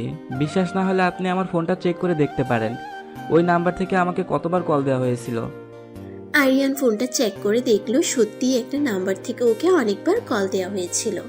আরিয়ান সেই নাম্বারটাতে কয়েকবার কল দিল, কিন্তু বারবার ওই নাম্বারটা সুইচ অফ বলছে। তার মানে সে জেনে গেছে ওর হায়ার করা লোকটা আরিয়ানের কাছে ধরা পড়ে গেছে। কিন্তু কতদিন সে পালিয়ে বেড়াবে আরিয়ানের কাছ থেকে? আরিয়ান যেভাবেই হোক তাকে ঠিক ধরে ফেলবে, তারপর অনেক হিসাব তার সাথে বুঝে নেবে। আধ ঘন্টা পর মাইশা রেডি হয়ে আয়নার সামনে দাঁড়ালো। পুরো গাউন জুড়ে হোয়াইট স্টোন আর জড়ি সুতার কাজ, ম্যাচিং করা কানের দুল, ব্রেসলেট, চুলগুলো কিছুটা উঁচু করে বাঁধা, চোখে হালকা কাজল, হালকা লিপস্টিক আর হালকা মেকআপ, সব মিলিয়ে একদম কিউটের ডিব্বা। কিছুক্ষণ পর ওরা দুজন বাড়ি থেকে বেরিয়ে গেল। ওদের গাড়িটা অফিসের সামনে এসে থামলো। অফিসের ভিতরে ঢুকতেই মাইশার এক কলিগ সীমা মাইশার কাছে এসে বলল, ওয়াও দোস্ত, তোকে তো খুব সুন্দর লাগছে। সীমা হলো মাইশার খুব ক্লোজ এক ফ্রেন্ড। কিছুদিন আগেই মাইশার রেফারেন্সে সীমার এই অফিসে চাকরি হয়েছে। মাইশা সীমাকে জড়িয়ে ধরলো। মাইশা আর সীমা কথা বলছিল, আর আলিয়া অফিসটাকে ঘুরে ঘুরে দেখছিল। হঠাৎ কেউ একজন আলিয়ার হাতে জোরে একটা টান দিয়ে আলিয়াকে এক পাশে নিয়ে গেল। আলিয়া চিৎকার করতে যাবে, তখনই ওর মুখ চেপে ধরলো। আরে আলিয়া, কি করছো কি? সামনের লোকটিকে দেখে আলিয়া রীতিমতো অবাক হয়ে গেল। এই যে তার ভাইয়ের বন্ধু রাফাত। গতকালকে এর সাথেই ছাদে দাঁড়িয়ে কথা বলছিল আলিয়া। আলিয়া নিজের মুখ থেকে রাফাতের হাত সরিয়ে বলল, এই কি রাফাত, তুমি এখানে কি করছো? ভাইয়া দেখলে কিন্তু সন্দেহ করবে। রাফাত হেসে দিয়ে বলল, আমি এখানে না আসলে তোমাদের ডিলটাকে সাইন করবে শুনি। মানে আরিয়ানের ডিলটা আমাদের কোম্পানির সাথে হচ্ছে। সত্যি? হুম। হঠাৎ রাফাত আলিয়ার হাত ধরে এক টান দিয়ে নিজের বুকের সাথে মিশিয়ে নিল। আলিয়ার ঠোঁটের সাথে নিজের ঠোঁট হালকা ছুঁয়ে দিল। আলিয়া লজ্জা পেয়ে কিছুটা সরে গেল। কি করছো কি এইসব রাফাত? আমার জানটাকে একটু আদর করলাম। হয়েছে এখন চলো যাওয়া যাক। মাইশা আমাকে না দেখলে পরে খোঁজাখুঁজি শুরু করবে। আরিয়ানের চোখ জোড়া মাইশাকে দেখার জন্য অধীর আগ্রহে অপেক্ষা করছিল। সেই মুহূর্তে মাইশা ভিতরে ঢুকলো। মাইশার দিকে অপলক দৃষ্টিতে তাকিয়ে আছে আরিয়ান। মাইশা ভিতরে ঢুকে দেখলো অনেকে কাপল ডান্স করছে। রাফাত তার এক হাত আলিয়ার দিকে বাড়িয়ে দিয়ে বলল, can I get the chance dance with my dream girl? Alia একটা মুচকি হেসে রাফাতের হাত ধরে সম্মতি জানালো। একটা স্টাফ এসে সবার হাতে পার্টি মাস্ক দিল, কারণ এইটাই পার্টির স্পেশাল রুলস। সবাইকে আজ পার্টি মাস্ক পরেই ডান্স করতে হবে। লাইটস অফ হয়ে গেল, আর তখনই একজন ছেলে বলে উঠল, Hey guys, choose your partners and start your dance. সবাই যে যার মতো পার্টনার সিলেক্ট করে ডান্স করা শুরু করলো। মাইশা এক পাশে যে একটা চেয়ারে বসে আছে। মাইশার পাশে আরো কয়েকজন মেয়ে বসেছিল। কিছুক্ষণ পর ওদেরকে এসে কয়েকজন ছেলে ডান্স করতে প্রপোজাল দিতেই ওরাও ডান্স করতে চলে গেল। মাইশা এখন একাই বসে আছে। হঠাৎ মাস্ক পরা একজন লোক এসে মাইশার দিকে হাত বাড়িয়ে দিল। মাইশা উঠে দাঁড়ালো। হঠাৎ কেউ পিছন থেকে মাইশার হাত এক টান দিয়ে মাইশাকে নিজের বুকের সাথে মিশিয়ে নিল, আর আঙ্গুল তুলে সামনে থাকা লোকটিকে বলল, she is my partner, so get out from hair. লোকটার গলার কণ্ঠ শুনে মাইশা বুঝতে পারলো এটা আরিয়ান। মাইশা আরিয়ানের দিকে তাকালো। আরিয়ানকে খুব সুন্দর লাগছিল দেখতে। গ্রে কালারের স্যুট, প্যান্ট, ভিতরে কালো কালারের শার্ট, স্পাইক করা চুল, সব মিলিয়ে দারুণ লাগছিল আরিয়ানকে। আরিয়ান মাইশার কোমর শক্ত করে জড়িয়ে ধরে বলল, কি রে, খুব শখ না অন্য কারোর সাথে ডান্স করার? আজ দেখবো তুই কত ডান্স করতে পারিস। ছাড়ো, কেউ দেখে ফেলবে। Just shut up. আরিয়ানের ধমক খেয়ে মাইশা আর কিচ্ছু বলল না। ওরা ডান্স করতে লাগলো। প্রায় 1 ঘন্টা ডান্স করার পরে মাইশা অনেকটা হাঁপিয়ে গেল। প্লিজ ছাড়ো আমাকে, আর ভালো লাগছে না। আরিয়ান মাইশাকে আরো কাছে টেনে জোরে চেপে ধরে বলল, এইটুকুতে হাঁপিয়ে গেলে চলবে মাছরাঙা পাখি? তোর তো খুব শখ অন্য কারোর সাথে ডান্স করার, কর দেখি কত পারিস। দেখো এটা তোমার ভুল ধারণা, আমি কারোর সাথে ডান্স করার মতো আমি কারোর সাথে ডান্স করার জন্য মত দেইনি। লোকটা আমাকে অফার করেছিল, আমি না বলতেই যাচ্ছিলাম, তার আগেই তুমি এসে পড়েছিলে। কি শুনে কার কথা? আরিয়ান মাইশাকে জোর করে ধরে আবার নাচতে শুরু করলো। বেশ কিছুক্ষণ পর মাইশা আরিয়ানকে করুণ গলায় বলল, আমি আর পারছি না, প্লিজ। আরিয়ান মাইশার কানের কাছে মুখ নিয়ে বলল, তারপর থেকে কোনো ছেলের ধারে কাছে যাবার চেষ্টাও করবি না, কথাটা মাথায় রাখবি। আরিয়ান মাইশাকে ধরে নিয়ে একটা চেয়ারে বসালো। একটা ওয়েটারকে বলল এক গ্লাস কোল্ড ড্রিঙ্কস দিয়ে দিতে। হঠাৎ আরিয়ানের ফোনটা বেজে উঠল। আরিয়ান ফোনে কথা বলার জন্য কিছুটা দূরে চলে গেল। আরিয়ান মাইশার কাছ থেকে চলে যেতেই পার্টিতে মাস্ক পরা একজন মাইশার দিকে তাকিয়ে একটা বাঁকা হাসি দিল। ওয়েটার কিছুক্ষণ পর মাইশাকে এক গ্লাস কোল্ড ড্রিঙ্কস এনে দিল। কোল্ড ড্রিঙ্কসটা খেয়ে মাইশার কেমন যেন লাগছিল। মাইশার চোখের সামনে সব যেন খোলা খোলা দেখতে পাচ্ছিল। হঠাৎ পিছন থেকে কেউ মাইশার মুখ চেপে ধরে। মাইশা অনেক চেষ্টা করেও নিজের মুখ থেকে তার হাত সরাতে পারছিল না। টেবিলে রাখা গ্লাসের সাথে মাইশার হাত লেগে গ্লাসটা নিচে পড়ে ভেঙে যায়। কিন্তু ভিতরে মিউজিক চলছিল, এই জন্য গ্লাস ভাঙার শব্দ কারো কান পর্যন্ত পৌঁছায়নি। এমনকি ভিতরে অন্ধকার ছিল বিধায় কেউ বিষয়টাও খেয়াল করেনি। লোকটা মাইশার মুখ চেপে ধরে মাইশাকে জোর করে ওখান থেকে অন্যদিকে নিয়ে গেল। তখনই ওখানে আরিয়ান চলে আসে। আরিয়ান মাইশাকে ওখানে না দেখে এদিক সেদিক খোঁজাখুঁজি শুরু করে। আরিয়ান কয়েকবার মাইশার নাম ধরে ডাকলো, কিন্তু ভিতরে মিউজিক চলার কারণে আরিয়ানের ডাক আরিয়ানের কানেই ফিরে আসছিল। আরিয়ান মিউজিক অফ করে দিয়ে রুমের লাইটস অন করতে বলে। হঠাৎ রুমের লাইট অন করাতে লোকটা মাইশাকে নিয়ে পালাতে পারেনি। আরিয়ান দেখলো মুখোশ পরা একটা লোক মাইশার মুখ চেপে ধরে আছে আর মাইশাকে নিয়ে যাবার জন্য টানা হেঁচড়া করছে।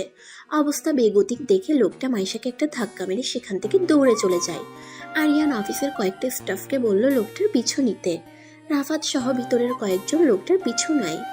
আরিয়ান মাইশার কাছে গিয়ে দেখলো মাইশা সেন্সলেস হয়ে গেছে আর মাইশার কপাল ফেটে রক্ত পড়ছে। কোল্ড ড্রিঙ্কসটা খেয়ে মাইশার কিছুটা নেশা ধরে গিয়েছিল, তাই তাল সামলাতে না পেরে ও সেই লোকটার ধাক্কায় ওয়ালের সাথে গিয়ে বাড়ি খেয়েছিল। আরিয়ান দ্রুত মাইশাকে কোলে নিয়ে গাড়িতে তুলে হসপিটালের দিকে চলে যায়। রাফাত আর অফিসের কয়েকটা স্টাফ অনেক চেষ্টা করেও লোকটাকে ধরতে পারেনি। লোকটা দৌড়ে দ্রুত একটা গাড়িতে বসে চলে গিয়েছিল। আলিয়া বাহিরে রাফাতের জন্য অপেক্ষা করছিল। রাফাতকে দেখা মাত্রই আলিয়া জিজ্ঞেস করলো, লোকটাকে ধরতে পেরেছো? না, অনেক চেষ্টা করলাম কিন্তু পালিয়ে গেল। কিন্তু আমি এটা বুঝতে পারছি না, এরকম একটা পার্টিতে এরকম লোক ঢুকে কি করে। আচ্ছা, এটা নিয়ে পড়লে ভাইয়ার সাথে কথা বল। ভাইয়া মাইশাকে নিয়ে হসপিটালে গেছে, দ্রুত হসপিটালে চলো। হসপিটালে যাবার সঙ্গে সঙ্গে মাইশাকে ইমার্জেন্সি রুমে নেওয়া হলো।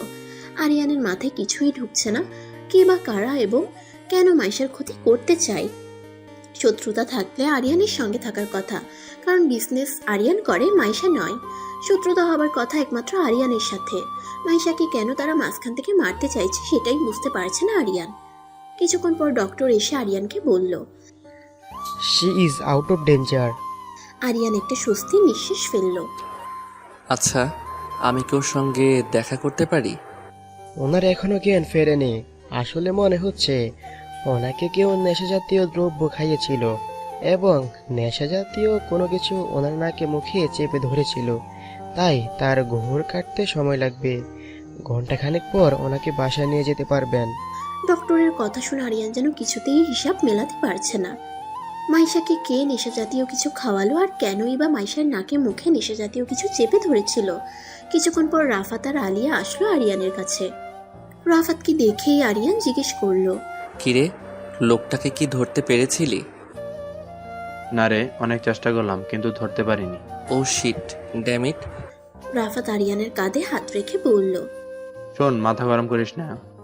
তারপর আরিয়ানের হাতে একটা কাগজ দিয়ে বলল, এটা ধর, এটা ওই গাড়ির নাম্বার, আমি লিখে এনেছি। আরিয়ান একজনকে ফোন দিয়ে গাড়ির নাম্বারটা দিয়ে বলল খোঁজ নিতে। আলিয়া কিছুটা বিচলিত হয়ে আরিয়ানকে জিজ্ঞেস করলো, আচ্ছা ভাইয়া, এখন বল মাইশার কি অবস্থা? ও এখন আউট অফ ডেঞ্জার, ঘন্টাখানেক পর ডক্টর বাসায় নিয়ে যেতে বলেছে। ঘন্টা খানেক পর ওরা মাইশাকে বাসায় নিয়ে গেল, কিন্তু ওর নেশার ঘোর এখনো কাটেনি। কেমন যেন একটা ঢুলু ঢুলু অবস্থা ওর। বাড়িতে ঢোকার সঙ্গে সঙ্গেই মাইশার মামি মাইশাকে জড়িয়ে ধরে কেঁদে দিল। ও মা! হঠাৎ করেই মাইশা ওর মামির হাত ধরে নাচা শুরু করলো। ওর মামি চোখ বড় বড় করে মাইশার দিকে তাকিয়ে আছে। মাইশার মামি ওর সাথে নাচছে না দেখে মাইশা ফ্লোরে বসে পড়ে হাত পা ছিটিয়ে দিয়ে কাঁদতে কাঁদতে লাগলো। ঘরের সবার তো চোখ কপালে উঠে গেল মাইশার এই কাণ্ড দেখে। আলিয়া মাইশার কাছে গিয়ে মাইশাকে ওঠানোর চেষ্টা করলো। হঠাৎ মাইশা আলিয়ার চুল টেনে বলতে লাগলো, আলিয়া আমার সাথে নাচ না একটু, আমি নাচবো, দেখ আমি কত সুন্দর নাচ পারি। এই বলে মাইশা সবার সামনে উড়াধুরা নাচতে শুরু করলো। মাইশার এই কাণ্ড দেখে ওর মামা দ্রুত ওখান থেকে চলে গেল। ওর মামি আর আলিয়া মাইশাকে শান্ত করার অনেক চেষ্টা করলো, কিন্তু পারলো না। শেষে আরিয়ান আর সহ্য করতে না পেরে মাইশাকে জোরে একটা ধমক দিল। মাইশা বাচ্চা মানুষের মতো ভ্যা ভ্যা করে কেঁদে দিল। আরিয়ান মাইশার হাত চেপে ধরে বলল, চল ঘরে চল। মাইশা আরিয়ানের গলা জড়িয়ে ধরে দাঁত বের করে হেসে দিয়ে বলল, না না আমি যাব না, আমাকে কোলে করে দিয়ে আসো।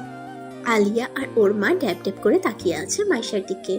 আরিয়ান এই মুহূর্তে কি করবে বুঝতে পারছে না, শুধু মনে মনে আওড়ালো, এই বেসামাল মেয়েকে আমি এখন কি দিয়ে সামাল দেব?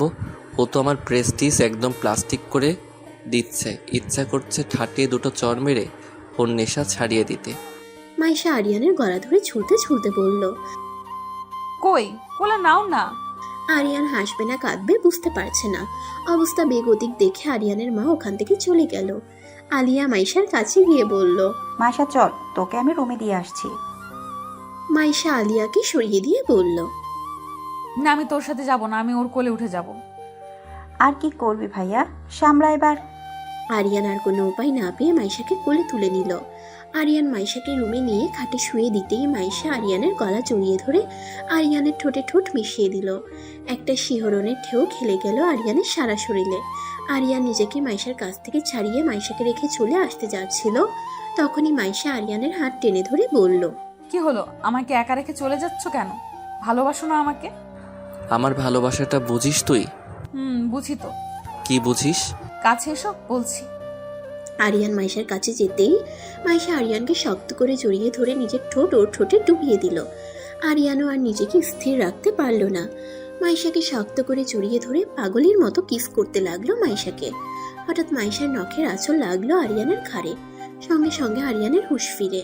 আরিয়ান মাইশার কাছ থেকে সরে গিয়ে ভাবতে লাগে, ছিছিয়া, এ আমি কি করছিলাম? মাইশা না হয় নেশার ঘরে আছে আর আমি সেই সুযোগটা নিচ্ছিলাম। ছিছি। আরিয়ান চলে যেতে নেবে তখনই মাইশা বলে উঠল, কি হলো, যাচ্ছ কেন? আমাকে আদর করবে না? এখন তুই ঘুমা মাইশা, অনেক রাত হয়ে গেছে। তোর জন্য এখন ঘুমানোটা অনেক দরকার। না আমি তোমার বুকের মধ্যে মাথা রেখে ঘুমাবো, না হলে কিন্তু আমি চিৎকার করব। আরিয়ান এবার আচ্ছা বিপদে পড়ে গেল।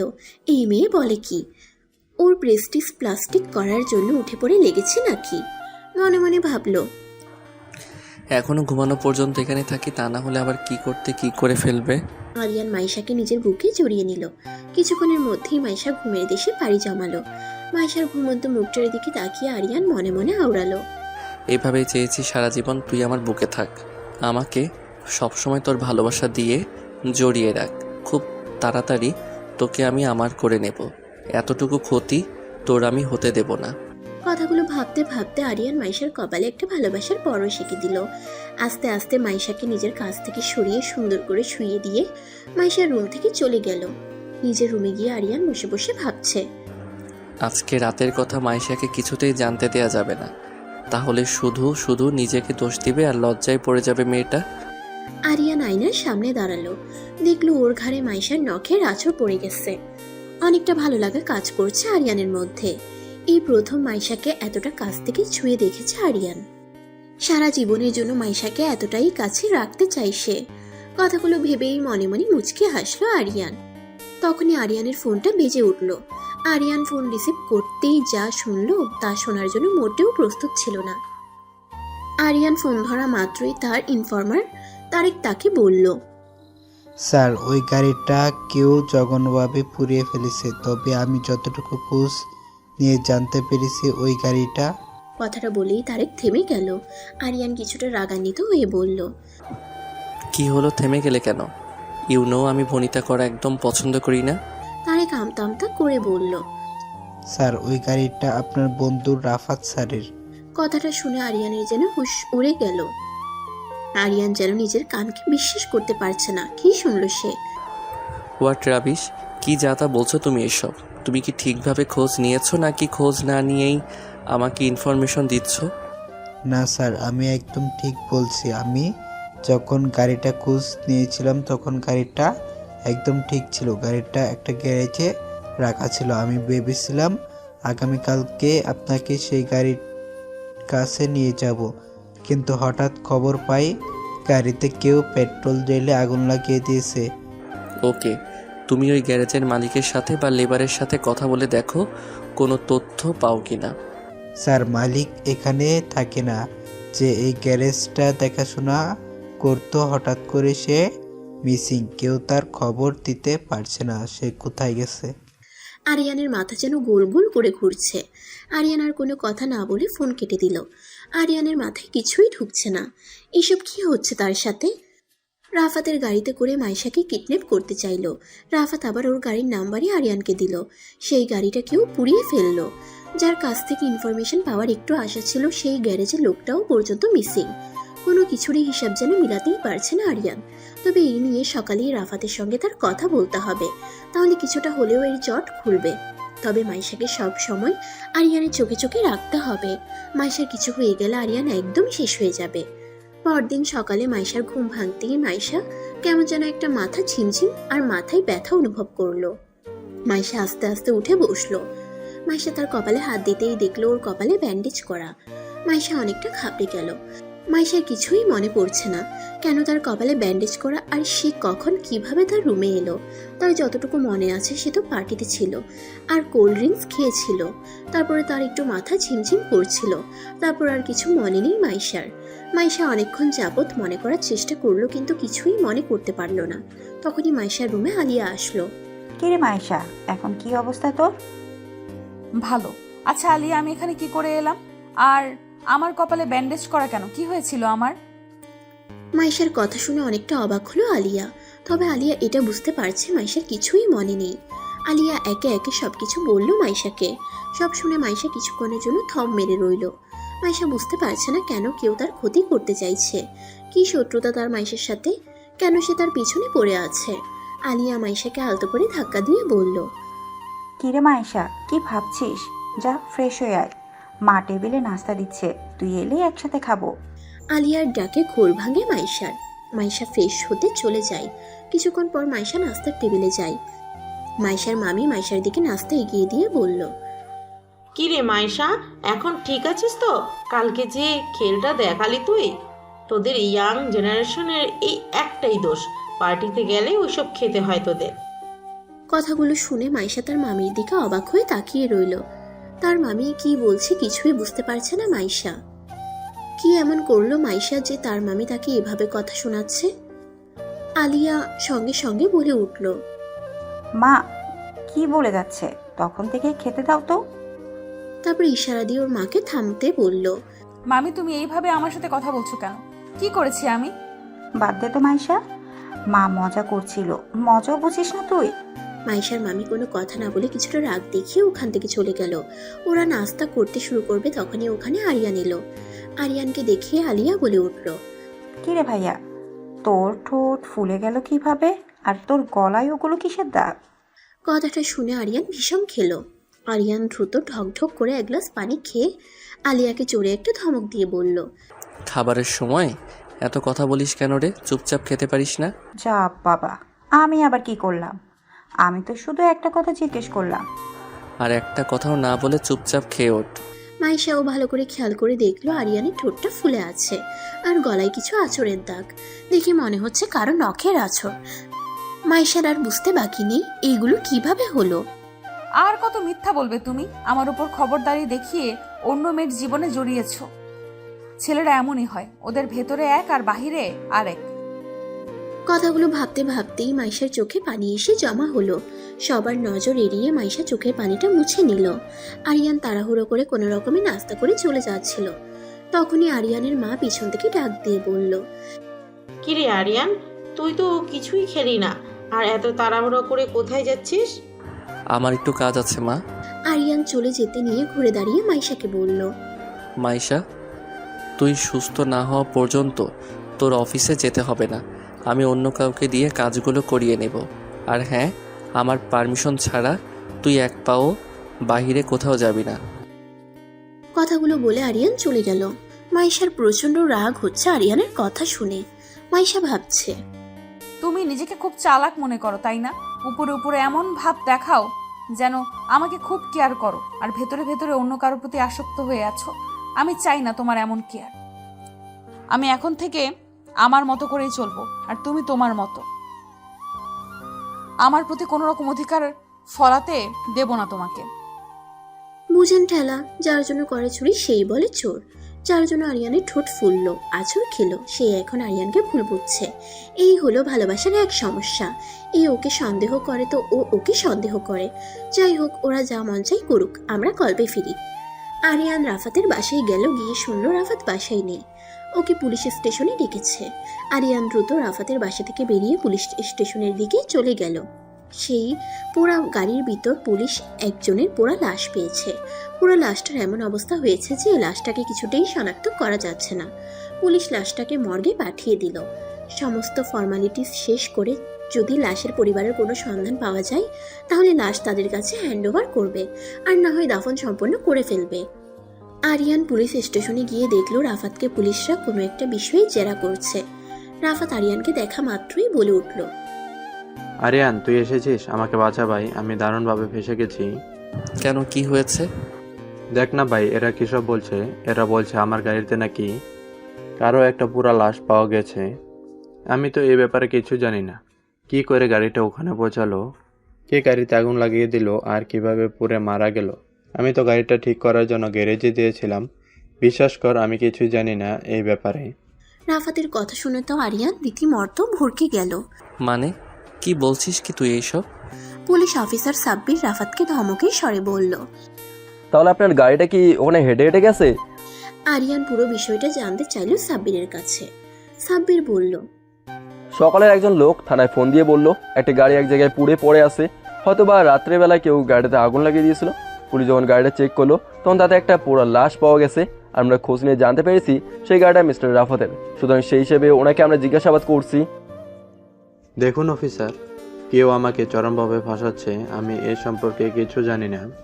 আমার গাড়িটায় সমস্যা দেখা দেওয়াতে আজকে প্রায় 1 সপ্তাহ যাবৎ আমার গাড়িটা গ্যারেজে সার্ভিসিংয়ের জন্য দিয়েছিলাম। তারপরে এর মধ্যে আর খবর নেওয়ার সময় পাইনি।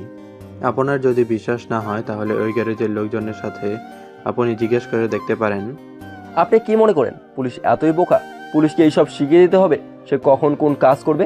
আশেপাশের সব গ্যারেজে খোঁজ নেওয়া হয়েছে, এমন কোনো গাড়ি মিসিং হয়নি কোনো গ্যারেজ থেকে। আরিয়ান যেন দর্শকের মতো সব খালি শুনছিল আর দেখছিল। আরিয়ান ভালো মতোই জানে সেই গ্যারেজ খুঁজে পেলেও তার কোনো তথ্য পাওয়া যাবে না, কারণ গ্যারেজের লোক মিসিং। আরিয়ান সাব্বিরকে বলল, নিশ্চয়ই কোথাও না কোথাও ভুল হচ্ছে। কেউ রাফাতকে ফাঁসাতে চাইছে। তা না হলে রাফাত কেন এই রকম একটা ভুলভাল কাজ করবে? কোনো না কোনো বড় ধরনের চক্রান্ত হচ্ছে এর পিছনে। আপনারা আপনাদের মতো ইনভেস্টিগেশন করুন, তারপর বাকিটা যা করার আপনারাই করবেন। সাব্বির রাফাতকে উদ্দেশ্য করে বলল, সেটা তো অবশ্যই করব, কিন্তু সেই পর্যন্ত মিস্টার রাফাত আপনি এলাকা ছেড়ে কোথাও যাবেন না। আর যখনই ডাকবো তখনই আপনাকে এখানে আসতে হবে। এবার আপনি আসতে পারেন। ওরা ওখান থেকে চলে গেল। হাজারো চিন্তা আরিয়ানের মাথায় ঘুরপাক খাচ্ছে। তবে আরিয়ান এটা বুঝতে পারছে এই সব কিছুই মাইশাকে ঘিরেই হচ্ছে।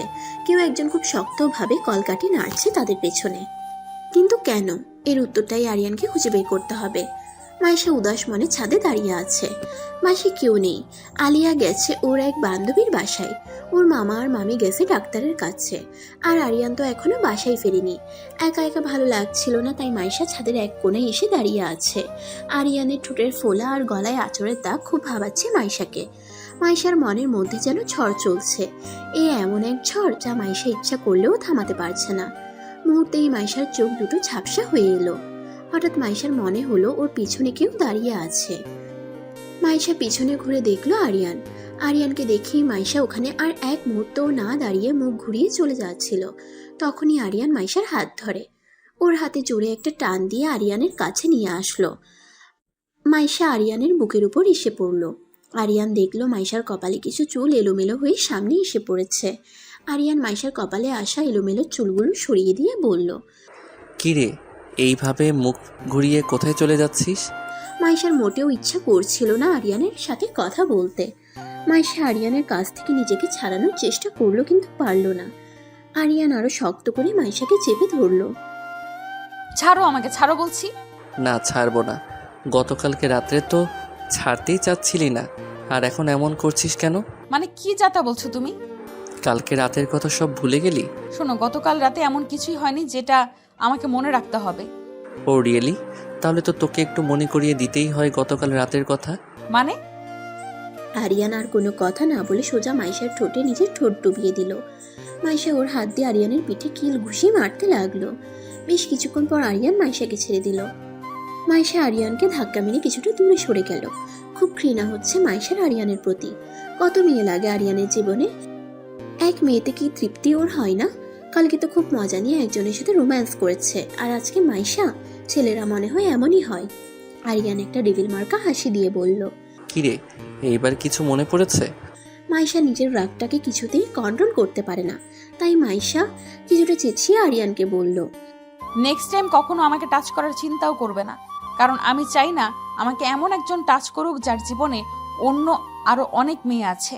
আর শোনো, আমার না কোনো কিছু মনে করার দরকার নেই। মাইশার কথা শুনে আরিয়ানের খুব রাগ হচ্ছে। কি বলছে এসব মাইশা? আরিয়ান আজ পর্যন্ত মাইশা ছাড়া কোনো মেয়ের দিকে তাকায়নি পর্যন্ত, টাচ করা তো দূরের কথা। আরিয়ান মাইশাকে একটা ধমক দিয়ে বলল, হোয়াট ইজ দিস মাইশা? এসব আলতু ফালতু কথা বন্ধ করো, ওকে? ও আচ্ছা, তুমি করতে পারবে আর আমি বললেই সেটা আলতু ফালতু হয়ে গেল? আরিয়ান সঙ্গে সঙ্গে মাইশার কাছে গিয়ে মাইশাকে দেয়ালের সাথে চেপে ধরে বলল, নিষেধ করেছি না কোনো রকম আলতু ফালতু কথা না বলতে? এই আরিয়ান চৌধুরী এমন কোনো কাজ করেনি যার জন্য তুই আমার দিকে আঙুল তুলবি। আমাকে ছাড়ো বলছি না? তোমার সাথে কথা বলার কোনো ইচ্ছে নেই আমার। তাহলে কার সাথে কথা বলার ইচ্ছে আছে? ওই রিয়াদের সাথে? যার সাথে থাকুক না কেন, অন্ততপক্ষে তোমার সাথে নেই। চুপ, একদম চুপ। তোর সমস্ত কথা শুধুমাত্র আমার সাথে, এই আরিয়ান চৌধুরীর সাথে। আমার সাথে ছাড়া দ্বিতীয় কোনো ছেলের সাথে তোর কোনো কথা থাকতে পারে না। কথাটা মাথায় ঢুকিয়ে নে। কথাগুলো বলে আরিয়ান কিছুটা রাগ দেখিয়ে ওখান থেকে হনহন করে চলে গেল। মাইশা কিছুটা তাচ্ছিল্যের স্বরে বলল, যার জীবন এক নারীতে পরিপূর্ণ হয় না, আমি চাই না তার ছায়াও আমার জীবনে পড়ুক। মাইশা কথাগুলো বলছিল ঠিকই, কিন্তু কেন যেন ওর ভেতরটা দুমড়ে মুচড়ে শেষ হয়ে যাচ্ছিল। কেন যেন আরিয়ানের ঠোঁটের ফোলা আর গলার আঁচড়ের দাগ চোখের সামনে থেকে কিছুতেই সরাতে পারছে না মাইশা। কিছুটা চোখের পানি গড়িয়ে পড়ল মাইশার। মাইশা চোখের পানিটা মুছে নিয়ে ছাদের রেলিং ধরে আকাশের দিকে তাকিয়ে ভাবছে। আকাশের রং আর মানুষের মন দুটোই এক, পরিবর্তন হতে সময় লাগে না। তখনই মাইশার অনুভব হলো আবার কেউ ওর পিছনে এসে দাঁড়িয়েছে। মাইশা একরাশ বিরক্তি নিয়ে বলে উঠল, প্লিজ তুমি এখান থেকে চলে যাও, তোমার সাথে কথা বলার কোনো রকম ইচ্ছে আমার নেই। হঠাৎ কেউ পিছন থেকে কিছু একটা দিয়ে মাইশার গলা পেঁচিয়ে ধরল। মাইশা নিজের গলায় হাত দিয়ে সেটাকে ছোটানোর অনেক চেষ্টা করলো, কিন্তু পারল না। মাইশার একদম কাশি উঠে গেল। মাইশার শরীরটা যেন নিস্তেজ হয়ে আসছে। মাইশা বুঝতে পারছে আরেকটু সময় এভাবে থাকলে তার প্রাণ পাখিটা উড়ে যাবে, তাই তাকে বাঁচার জন্য লড়াই করতে হবে। মাইশা তার নখ দিয়ে সজোরে লোকটার দুই হাতে খামচি বসিয়ে দিল। মাইশার নখের আঁচড় লাগাতে সঙ্গে সঙ্গে লোকটা মাইশাকে ছেড়ে দিল। মাইশা সুযোগ বুঝে লোকটাকে একটা ধাক্কা দিয়ে ওর হাতের কাছে থাকা একটা ইটের টুকরো লোকটার দিকে ছুঁড়ে মারল। কোনো রকম দৌড়ে ছাদ থেকে বেরিয়ে ছাদের দরজা আটকাতে যাবে, তখনই লোকটা মাইশার হাত চেপে ধরল। মাইশার ছাদের দরজা দিয়ে লোকটার হাত চেপে ধরল। উপায় না পেয়ে লোকটা মাইশার হাত ছেড়ে দিল। মাইশা ছাদের দরজা ছিটকিনি লাগিয়ে দ্রুত নিচে নেমে গেল। নিচে যেতেই ভয়ে মাইশা জোরে একটা চিৎকার দিয়ে উঠল। তখনই কেউ মাইশাকে ধরে ফেলল। মাইশা তার বুকের উপরে হেলে পড়ল। ভয় পেয়ে মাইশা জ্ঞান হারিয়ে ফেলেছে। সে বারবার মাইশার গালে আলতো করে হাত দিয়ে মাইশাকে ডাকছে, কিন্তু মাইশা কোনো রেসপন্স করছে না। আর তখনই আরিয়ান চিৎকার দিয়ে ওর কাছে এসে ওর কলার ধরে বলে উঠল, how dare you bloody idiot! তুই মাইশাকে ধরার সাহস পাস কি করে? সে ছিল রিয়াদ। রিয়াদ মাইশাকে এভাবে ধরে রেখেছে দেখে তো আরিয়ানের মাথায় পুরো আগুন চড়ে গেল। রিয়াদ ওকে কিছু বলতে চাইলো, কিন্তু আরিয়ান কোনো কিছু না শুনেই নিজেকে সংযত করে রাখতে না পেরে ওকে ঠাস করে একটা থাপ্পড় মারলো। মাইশাকে ওর কাছ থেকে নিজের কাছে এনে বলল, রাস্কেল, তোর এত বড় সাহস কি করে হয় মাইশার গায়ে হাত দিস? আর তুই এখানে কি করছিস? তোর কাজ অফিসে, আমার বাড়িতে নয়। প্লিজ স্যার, আমার কথাটা ঠিক একবার শুনুন। Shut up rascal, get out from here. Riyad অনেকবার রিকোয়েস্ট করলো তার কথা শোনার জন্য, কিন্তু আরিয়ান রিয়াদের কোনো কথা না শুনে রিয়াদের সাথে চরমভাবে খারাপ ব্যবহার করে যাচ্ছে। শেষে রিয়াদ বাধ্য হয়ে কিছুটা চেঁচিয়ে আরিয়ানকে বলল, দেখুন স্যার, কারো কাছ থেকে কোনো বিষয়ে না জেনে না বুঝে তার গায়ে হাত তোলা বা তার সাথে এরকম ব্যবহার করা উচিত নয়। এই তোর মতো সামান্য একটা ম্যানেজারের কাছ থেকে আমাকে ব্যবহার শিখতে হবে? তুই একে তো আমার পারমিশন ছাড়া এই বাড়িতে ঢুকেছিস, দ্বিতীয়ত তুই মাইশার গায়ে হাত দিয়েছিস। তোকে তো আমি মাত্র একটা থাপ্পড় মেরেছি। এখানে যদি আর 1 সেকেন্ডও দাঁড়াস তাহলে তোর সাথে যে আমি কি করব তা আমি নিজেও জানি না। দেখুন স্যার, মাইশা ম্যাডামের গায়ে আমি ইচ্ছা করে হাত দেইনি। আমি বাড়িতে ঢোকার পরেই হঠাৎ মাইশা ম্যাডামের চিৎকারের আওয়াজ শুনতে পাই। আমি সিঁড়ি দিয়ে উপরে ওঠার পরে উনি আমার কোলে ঢলে পড়েন। রিয়াদের কথায় এতক্ষণে আরিয়ানের হুঁশ ফিরল। বাসায় তো কেউ ছিল না, আরিয়ান অফিসে যাওয়ার জন্যই বেরিয়েছিল। ভুলবশত গাড়ির চাবিটা বাসায় রেখে গিয়েছিল বিধায় আবার বাসায় ফিরে এসেছিল চাবি নিতে। রিয়াদের কথা মোতাবেক মাইশা যদি উপরে থাকে আর ও তো সেন্সলেসও হয়ে গেছে, তাহলে দরজা খুলল কে? আরিয়ান মাইশার দিকে তাকিয়ে দেখলো মাইশার এখনো কোনো রেসপন্স নেই। আরিয়ান মাইশাকে কোলে তুলে নিয়ে রুমে নিয়ে গিয়ে শুয়ে দিল। আরিয়ান নিজেকে কিছুটা সংযত করে রিয়াদকে বলল, তুমি এই বাড়িতে কেন এসেছো? আর মাইশা দরজা না খুললে তুমি কি করে ভেতরে ঢুকলে? স্যার, আমি তখন থেকে আপনাকে সেটাই বলার চেষ্টা করছিলাম, কিন্তু আপনি তো আমার কোনো কথাই শুনতে ছিলেন না। এত কথা রেখে আমি যা জিজ্ঞেস করছি তার উত্তর দাও। স্যার, খুব ইম্পর্ট্যান্ট একটা ফাইল আপনাকে দিয়ে সাইন করানো দরকার ছিল। আপনার সাইন ছাড়া ফাইলটা আমি রেডি করতে পারছিলাম না। আপনি অফিসে আসেননি বিধায় আপনাকে আমি কয়েকবার কল দিয়েছিলাম, কিন্তু আপনি তো কল রিসিভ করেননি। তাই বাধ্য হয়ে আপনার বাসায় আমাকে আসতে হয়েছিল। কিন্তু বাসায় আসার সঙ্গে সঙ্গে দেখলাম আপনাদের বাসার দরজাটা খোলা। ভিতরে ঢুকতেই হঠাৎ মাইশা ম্যাডামের চিৎকারের আওয়াজ পাই। আমি উপরে যেতেই উনি সেন্সলেস হয়ে আমার উপর ঢলে পড়েন, আর তখনই আপনি চলে আসেন। আরিয়ান বিড়বিড় করে বলল, ও শিট, ড্যাম ইট, এত বড় একটা ভুল আমি কি করে করলাম? রাগের মাথায় বাসার দরজা ঠিকমতো না লাগিয়েই আমি চলে গিয়েছিলাম। সেই সুযোগে কেউ বাসায় ঢুকে মাইশার উপরে আক্রমণ করেছে। আরিয়ান রিয়াদের হাত থেকে ফাইলটা নিয়ে সাইন করে দিয়ে রিয়াদকে চলে যেতে বলল। রিয়াদ চলে যেতে গিয়ে আবার ঘুরে দাঁড়িয়ে আরিয়ানকে বলল, স্যার, একটা কথা বলি। আমি জানি না যে এমন কি হয়েছিল যার কারণে মাইশা ম্যাডাম হঠাৎ এমন চিৎকার দিয়ে উঠেছিল, আর কেউ কি বাড়ির ভিতরে ঢুকেছিল কিনা সেটাও জানি না।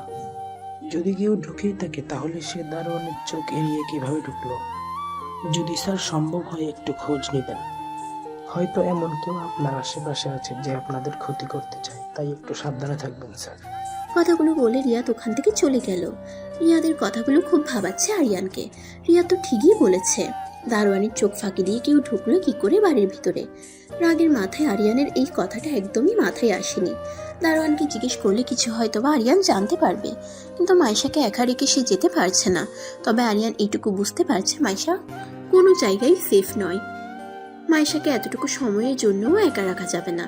বাড়ির লোকদের উপর খুব রাগ হচ্ছে আরিয়ানের। সবাই গেছে তো গেছে, ফেরার আর কোনো নাম নেই। আজকে আসুক সবাই, তারপর ওদের সাথে বোঝাপড়া আছে আরিয়ানের। ঠিক কী হয়েছিল মাইশার সাথে, মাইশার জ্ঞান না ফেরা পর্যন্ত কিছুই বুঝতে পারছে না আরিয়ান। পুলিশ অফিসার সাব্বির সেই পোড়া লাশটার ইনভেস্টিগেশন করতে করতে জানতে পারে থানায় 2 দিন আগে একটা গ্যারেজ থেকে একজন লোক মিসিং হয়ে যাওয়ার জিডি করা হয়েছিল তার পরিবার থেকে। তার পরিবার থেকে একজনকে লাশ শনাক্ত করার জন্য মর্গে নিয়ে যাওয়া হয়। কিছুক্ষণ পরেই মাইশার জ্ঞান ফিরে। মাইশা হঠাৎ চিৎকার দিয়ে ওঠে। আরিয়ান মাইশাকে জড়িয়ে ধরে। মাইশা, রিল্যাক্স রিল্যাক্স, আমি আছি, কিছু হবে না তোর। আরিয়ান মাইশাকে শান্ত করার অনেক চেষ্টা করে, কিন্তু মাইশা ভয় পেয়ে এতটা পরিমাণ ঘাবড়ে আছে যে আরিয়ান কিছুতেই মাইশাকে শান্ত করতে পারছিল না। মাইশা শুধু বারবার একটা কথাই বলছে, ও আমাকে মেরে ফেলবে, ও আমাকে মেরে ফেলবে, আমাকে বাঁচাও, আমাকে বাঁচাও। তোর কিছু হবে না মাইশা, আমি আছি তো, দেখ। মাইশা আরিয়ানের দিকে তাকালো। আরিয়ান ওর দিকে তাকিয়ে বুঝতে পারলো মাইশা ভয়েতে কুকড়ে আছে। আরিয়ান মাইশাকে অনেক চেষ্টা করে কিছুটা শান্ত করে মাইশাকে জিজ্ঞেস করলো, মাইশা আমাকে বলতো ঠিক কি হয়েছিল। মাইশা আরিয়ানকে সবটা খুলে বলল। আরিয়ান মাইশার গলার দিকে তাকিয়ে দেখলো মাইশার গলায় একদম দাগ পড়ে গেছে। আরিয়ানের বুকের ভেতরটা ছ্যাদ করে উঠল। মানুষ কতটা নৃশংস হলে এভাবে কারো গলা পেঁচিয়ে ধরতে পারে। আরিয়ান বুঝতে পারছিল মাইশার গলায় ওই লোকটা শক্ত দড়ি জাতীয় কিছু দিয়ে খুব জোরে চেপে ধরেছিল। মাইশা এখনো ভয়ে কেঁদেই যাচ্ছে। আরিয়ান মাইশার চোখের পানি মুছে দিয়ে ওর কপালে একটা ভালোবাসার পরশ এঁকে দিয়ে মাইশার 2 হাত ধরে বলল, কাঁদিস না প্লিজ। আমার মাছরাঙা পাখিটা কাঁদলে যে আমার খুব কষ্ট হয়, বুঝিস না? আরিয়ানের কথা শুনে মাইশা আরিয়ানের দিকে তাকালো। কিছু মুহূর্তের জন্য মাইশার মনে হলো সে কি কোনো কারণে আরিয়ানকে ভুল বুঝছে। আরিয়ানের চোখে মাইশার জন্য সত্যিকারের উদ্বিগ্নতা দেখতে পাচ্ছে মাইশা। তবে কি কোনো একটা ভুল বুঝাবুঝি হচ্ছে ওদের মাঝে? আলিয়া অনেকক্ষণ ধরে দেখে যাচ্ছে রাফাত চিন্তা মগ্ন হয়ে কি যেন ভাবছে। আলিয়া মূলত রাফাতের সঙ্গেই দেখা করতে এসেছে বান্ধবীর কথা বলে। রাফাত আর আলিয়ার সম্পর্কটা এখনো পর্যন্ত বাসায় কেউ জানে না। রাফাত জানাতে চেয়েছিল কিন্তু আলিয়া নিষেধ করেছে। আলিয়ার পরীক্ষাটা শেষ হয়ে গেলেই বাসায় সবাইকে জানাবে আলিয়া। রাফাতের চিন্তায় চিন্তায় মাথা পুরো হ্যাং হয়ে যাচ্ছে। তার মাথায় কিছুই ঢুকছে না। কে কেন রাফাতকে ফাঁসাচ্ছে? কি লাভ রাফাতকে ফাঁসিয়ে তার? রাফাতকে এত চিন্তা ভাবনা অবস্থায় দেখে আলিয়া তাকে বলল, কি হয়েছে রাফাত তোমার? তুমি সেই কখন থেকে দেখছি চিন্তিত হয়ে কি যেন ভাবছো। তা এত কি ভাবছো বলতো আমায়? রাফাত আলিয়াকে কিছু বুঝতে না দিয়ে স্বাভাবিক হওয়ার চেষ্টা করে বলল। না তেমন কিছু না, বাদ দাও। আলিয়া রাফাতের হাত ধরে বলল, যদি কোনো প্রবলেমে পড়ে থাকো আমাকে নির্দ্বিধায় বিশ্বাস করে বলতে পারো। আমি তোমার পাশে ছিলাম, আমি তোমার পাশে ছিলাম, আছি আর সারা জীবন থাকবো। রাফাত ভাবছে, আমি কি করে বলবো আলিয়া তোমাকে যে আমার গাড়িতে কারো পোড়া লাশ পাওয়া গেছে? বলার মতো কিছু হলে তোমাকে অবশ্যই বলতাম। আমি তো নিজেই ব্যাকুরত্ব হয়ে গেছি, তোমাকে আর কি বলবো। এই কি হলো তোমার? কি ভাবছো আবার? আলিয়ার ডাকে ঘোর ভাঙে রাফাতের। না কিছু না, আসলে ভাবছিলাম ব্যবসাটা কি করে আরো দূরে এগিয়ে নেওয়া যায়। এত ভেবো না তো, পরে দেখা যাবে। আমাকে ভুলে গিয়ে সারাদিন ব্যবসা নিয়ে পড়ে আছো। রাফাত খুব জোর করে তার ঠোঁটের কোণে কিছুটা হাসি আনার চেষ্টা করলো। আচ্ছা শোনো, এখন আমাকে উঠতে হবে, অনেকক্ষণ হয়েছে এসেছি। মাইশা বাসায় একা আছে, এমনিতেও শরীরটা ভালো না। আচ্ছা চলো, তোমাকে আমি এগিয়ে দিয়ে আসি। রাফাতকে আজকে আলিয়ার কাছে অন্যরকম লাগছে। অন্যান্য দিন আলিয়া যেতে চাইলেও রাফাত তাকে ছাড়তে চায় না, আরো কিছুক্ষণ থাকতে বলে। কিন্তু আজ আলিয়ার এক কথাতেই রাফাত ওকে যেতে দিতে চাইছে। আসলে রাফাতের হয়েছেটা কি? কিন্তু আলিয়া এটুকু বুঝতে পারছে রাফাতের কিছু না কিছু অবশ্যই হয়েছে, যার জন্য রাফাতকে আজকে অন্যরকম লাগছে আর খুব চিন্তিতও মনে হচ্ছে। আলিয়া যেতে নিয়ে আবার দাঁড়িয়ে রাফাতকে বলল, আমি জানি না তোমার কি হয়েছে, তবে এইটুকু বলবো, যদি আমাকে ভালোবেসে থাকো আর বিশ্বাস করে থাকো, নির্দ্বিধায় আমার সাথে তোমার প্রবলেমটা শেয়ার করতে পারো।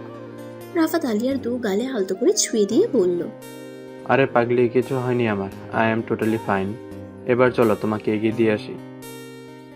আরিয়ানদের বাড়ি কিছুটা দূরে একটা লোক কারো একজনের সাথে ফোনে কথা বলছিল। আপনি কিছু চিন্তা করবেন না, আমি যেভাবেই হোক একটা কাজ কমপ্লিট করবই। আমি যে কাজ একবার নিয়েছি সে কাজ কখনো বিফল হয়নি, এই কাজেও হব না। হয়তোবা একটু সময় বেশি লাগছে, কিন্তু সফল হবই। লোকটা ফোনটা রেখে দিয়ে আরিয়ানের বাড়ির দিকে তাকিয়ে একটা হাসি দিয়ে মনে মনে আওড়ালো, কতদিন তুই ওকে আমার কাছ থেকে বাঁচাবি? ওকে যে আমার হাতে মরতেই হবে, আর সেই দিনটা খুবই নিকটে। কথাটা বলেই হো হো করে হাসতে লাগলো সে। সন্ধ্যার দিকে সবাই বাসায় চলে আসলো। সবাই বাসায় ফিরতেই আরিয়ান সবার উপর চেঁচামেচি শুরু করলো। তোমাদের কি কোনো সেন্স নেই? তোমরা সে কখন মাইশাকে বাসায় একা রেখে গিয়েছো?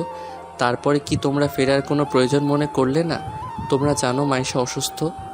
কি করে তোমরা মাইশাকে বাসায় একা রেখে এতক্ষণ পর্যন্ত বাহিরে থাকো? আরিয়ানের রাগ দেখে কেউ কিছু বলার সাহস পাচ্ছে না। আরিয়ান আলিয়াকে বলল, শোনো আলিয়া, মাইশার যেহেতু শরীর ভালো নেই, তুই এখন থেকে মাইশার সঙ্গে রুমে থাকবি। যতক্ষণ বাসায় থাকবি সর্বক্ষণ মাইশাকে দেখে রাখবি। আলিয়া আরিয়ানের কথায় সাই দিয়ে মাইশার রুমে চলে গেল। আরিয়ান দারোয়ানের সাথে কথা বলতে চলে গেল।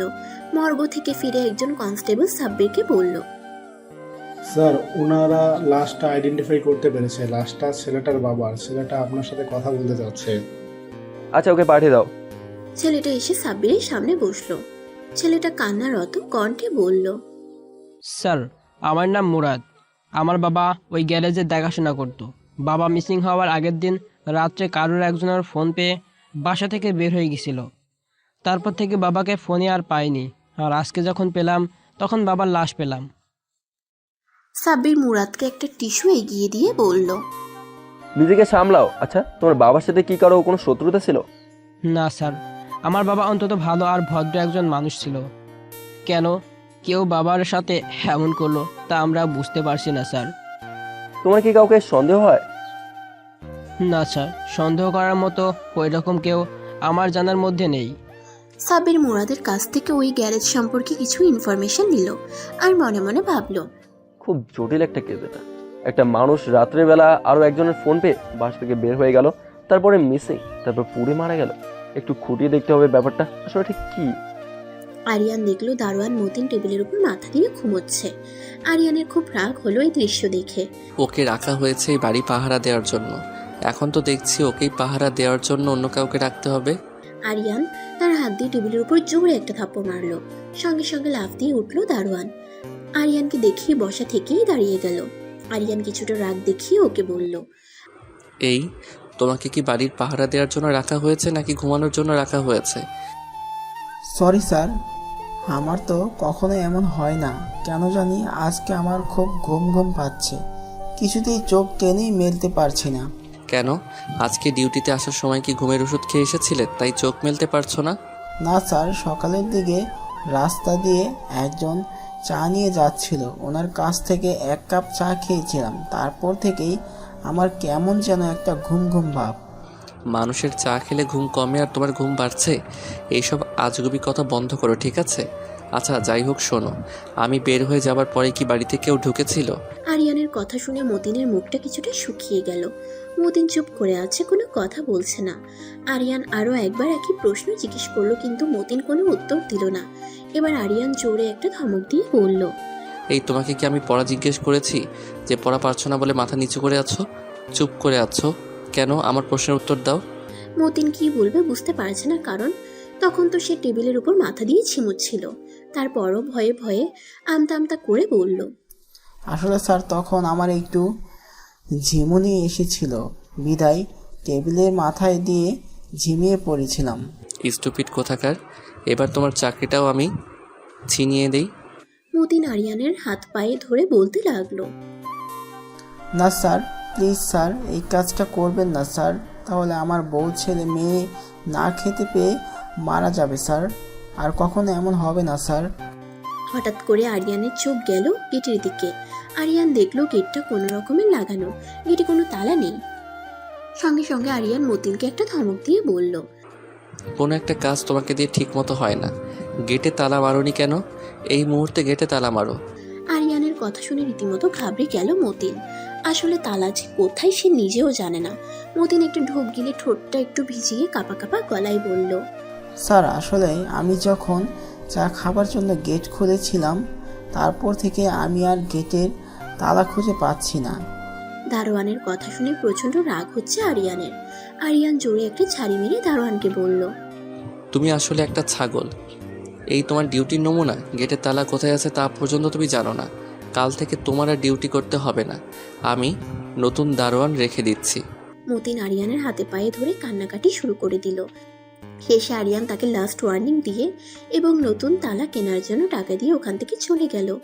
আরিয়ান চলে যেতেই মতিন নিজেই নিজে দুই গালে দুটো থাপ্পড় মেরে বলতে লাগলো, তুই আসলে একটা ভেড়া, তুই আসলে একটা ছাগল। কেউ তোকে চা খাইয়ে গাদা বানিয়ে ভিতরে ঢুকে গেল, আর তুই দারোয়ান হয়ে কিছুই বুঝতেই পারলি না। না না, এখন থেকে ঠিক মতো ডিউটি করতে হবে, তা না হলে কপালে খুব দুঃখ আছে আমার। দেখতে দেখতে প্রায় 2 দিন কেটে গেল। মাইশা এখন অনেকটা সুস্থ আর স্বাভাবিক। তাই মাইশা আজ থেকে আবার অফিসে জয়েন করবে। মাইশা অফিসে ঢুকতেই দেখলো সবাই কেমন ভাবে জানি তাকাচ্ছে মাইশার দিকে। মাইশা এই সবে কোনো গুরুত্ব না দিয়ে নিজের কেবিনে ঢুকতে যাবে, তখনই শুনতে পেল কেউ ওকে নিয়ে কিছু কানাঘুষা করছিল। সেই দিনের পার্টির বিষয় নিয়ে সবাই মাইশাকেই দোষারোপ করছে। মাইশা কোনো কথা কানে না নিয়ে নিজের কাজে মন দিল। মাইশা নিজের কেবিনে কাজ করছিল, তখনই পিয়ন এসে বলল, ম্যাডাম স্যার আপনাকে ডাকছে। মাইশার এমনিতেই মন মানসিকতা ভালো নেই, তার উপরে আরিয়ান ডাকছে শুনে তার আরো বিরক্ত লাগলো। অবশ্যই আরিয়ান তার সাথে আবার কোনো না কোনো ফাজলামি শুরু করবে, তার জন্যই তাকে ডাকছে। আরিয়ানের তো একটাই কাজ, সারাক্ষণ ওর পিছনে লেগে থাকা। কিছুটা বিরক্তি নিয়ে আরিয়ানের রুমে গেল মাইশা। আরিয়ানের রুমের সামনে গিয়ে মাইশা দরজায় নক করলো। Yes coming. এই ফাইলগুলো কমপ্লিট করে আমাকে 1 ঘন্টার ভিতরে সাবমিট করবেন। আরিয়ান কিছু ফাইল মাইশার সামনে দিয়ে বলল। মাইশার ইচ্ছা করছিল আরিয়ানের চুলগুলো টেনে ছিঁড়ে ফেলতে। এই এতগুলো ফাইল 1 ঘন্টার মধ্যে সাবমিট? কি হলো, দাঁড়িয়ে আছেন কেন? ফাইলগুলো নিন আর দ্রুত কমপ্লিট করে আমাকে সাবমিট করুন। কেন রে, আমাকে দিয়ে তোর কাজগুলো না করিয়ে যে তোকে কিস করে, তোর ঠোঁট ফুলিয়ে দিয়েছিল, তাকে দিয়ে করে না? কত হাজার রূপ যে তোর তা তুই নিজেও জানিস না। শালা আইলার বাচ্চা বাসায় গেলে কত ভালোবাসা দেখায়, আর অফিসে মনে হয় যেন ওর সাথে আমার কত জন্মের শত্রুতা। ডাইনোসর কোথাকার। মাইশা ফাইলগুলো নিয়ে ওর কেবিনের দিকে চলে গেল। মাইশা আরিয়ানের কেবিন থেকে চলে যেতেই আরিয়ান একটা হাসি দিয়ে বলল, তোকে আমি আর অন্য কিছু নিয়ে ভাবতে দেব না, সারাক্ষণ শুধু আমাকে নিয়েই ভাববি তুই। হঠাৎ আরিয়ানের ফোনে একটা কল আসলো। আরিয়ান ফোন রিসিভ করে বলল, কাগজগুলো তৈরি হয়ে গেছে। ওপাশ থেকে কিছু বলার প্রেক্ষিতে আরিয়ান বলল, গুড, ভেরি গুড। যত দ্রুত সম্ভব কাজগুলো আমার কাছে নিয়ে এসো। আরিয়ান ফোনটা রেখে ওর হাতের কলমটা ঘোরাতে ঘোরাতে বলল, তোর জন্য খাঁচা তৈরি হচ্ছে মাছরাঙা পাখি, সেই খাঁচায় সারা জীবন তুই শুধু আমার হয়ে থাকবি। কথাটা বলেই হাসতে লাগলো। এদিকে সাব্বির ওই গ্যারেজে গিয়ে তদন্ত করে জানতে পারলো রাফাত ওই দিন ঠিকই বলেছিল। রাফাতের গাড়ি এই গ্যারেজে ছিল এবং এখান থেকেই মিসিং হয়েছে, কারণ রাফাতের গাড়ির নম্বর এখানকার রেজিস্টার খাতায় পেয়েছে সাব্বির। সাব্বিরকে দেখে ওই গ্যারেজের একজন লেবার সুমন প্রচন্ড পরিমাণে ভয় পেয়ে গেল। ভয় পেয়ে সাব্বিরের চোখ এড়িয়ে পালাতে যাবে, তখনই সাব্বিরের সাথে আসা কনস্টেবল মিলন ওকে ধরে ফেললো। সাব্বির ওকে ঠাস ঠাস করে 2টা থাপ্পড় মেরে বলল, কিরে কোথায় পালাচ্ছিলি? কথায় আছে জানিস তো, চোরের 10 দিন আর গৃহস্থের 1 দিন। সুমন কেঁদে কেঁদে বলল, বিশ্বাস করুন স্যার, আমি কিছু করিনি, আমি কিছু জানি না। বাহ, তুই তো খুব অ্যাডভান্স। এখনো কোনো প্রশ্নই জিজ্ঞাসা করলাম না আর উত্তর দিয়ে দিলি, তার মানে তুই সব কিছুই জানিস। তারপর সাব্বির ওর হাতটা সুমনকে দেখিয়ে বলল, আমার এই হাতটা না খুব চুলকাচ্ছে জানিস তো, অনেকদিন ধরে কাউকে বেধড়ক মারতে পারে না, তাই ভাবছি তোকে দিয়ে শুরু করব। সুমন ভয় পেয়ে কাঁপা কাঁপা গলায় বলল, না স্যার, মারবেন না স্যার, আমি যা জানি সব সত্যি সত্যি বলবো আপনাকে। এই তো বুঝতে পেরেছিস তাহলে। তবে একটা কথা শুনে রাখ, আমার না মিথ্যে কথায় আবার বদ হজম হয়, আর আমার যদি একবার বদ হজম হয় তাহলে তোর যে কী অবস্থা হবে তা তুই নিজেও জানিস না। না স্যার, আমি সব সত্যি বলবো। আসলে স্যার, কিছুদিন আগে মাস্ক পরা একজন লোক এসে আমার কাছে 2-3 দিনের জন্য একটা গাড়ি ভাড়া চেয়েছিল। তখন আমি আফজাল স্যারকে না জানিয়ে ওনাকে একটা গাড়ি ভাড়া দিয়েছিলাম। এর বেশি আমি আর কিছুই জানি না স্যার। তুই মাস্ক পরা লোকটার কোনো ডিটেলস দিতে জানিস বা ওকে কি তুই দেখিসনি? না স্যার। না, এবার দেখছি আমার হাতটাকে কাজে লাগাতে হবে। আমার হাতটা এখন আরো বেশি চুলকাচ্ছে। এই বলে সাব্বির সুমনকে ঠাস ঠাস করে আরো কয়েকটা থাপ্পড় লাগিয়ে দিল। থাপ্পড় খেয়ে সুমন সাব্বিরের হাতে পায়ে ধরে বলতে লাগলো, বিশ্বাস করুন স্যার, আমি যা বলছি এর মধ্যে 1 বিন্দুও মিথ্যা নেই। আপনি আমাকে 1000 মারলেও আর একটা কথাও আমি আপনাকে বলতে পারবো না, কারণ এর বেশি আমি কিছুই জানি না। তাহলে আমাদেরকে দেখে পালাচ্ছিলি কেন? ভয়ে স্যার, কারণ আমি যখন মুরাদ ভাইয়ের কাছে শুনেছিলাম যে গাড়িটা মিসিং হয়েছে, সেই গাড়িতেই আফজাল স্যারের লাশ পাওয়া গেছে, তখন খুব ভয় পেয়েছিলাম। সুমনের কথা শুনে অনেকটাই অবাক হলো সাব্বির। এই গ্যারেজ থেকে যে গাড়ি মিসিং হয়েছে সেটা যদি মুরাদ জানে, তাহলে কেন সাব্বিরকে সে ওই দিন এই কথাটা বলল না? সাব্বির মনে মনে বলল, দাল মে কুছ কালা হে। এই মুরাদকে তো খুব ভালোভাবে দেখতে হচ্ছে। 1 ঘন্টা পর সমস্ত ফাইল রেডি করে মাইশা আরিয়ানের কেবিনে গেল। স্যার, সবগুলো ফাইল রেডি হয়ে গেছে। গুড, এখানে রাখুন। শুনুন, আমি এক জায়গায় যাব, আপনাকে আমার সঙ্গে যেতে হবে।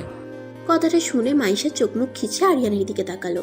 ইঁদুর, বান্দর, কুত্তা, বিলাই, আবারও আমাকে নিয়ে গাড়ির মধ্যে বসিয়ে রাখবি, তাই না? যাবো না আজকে আমি তোর সাথে, তুই একাই যা।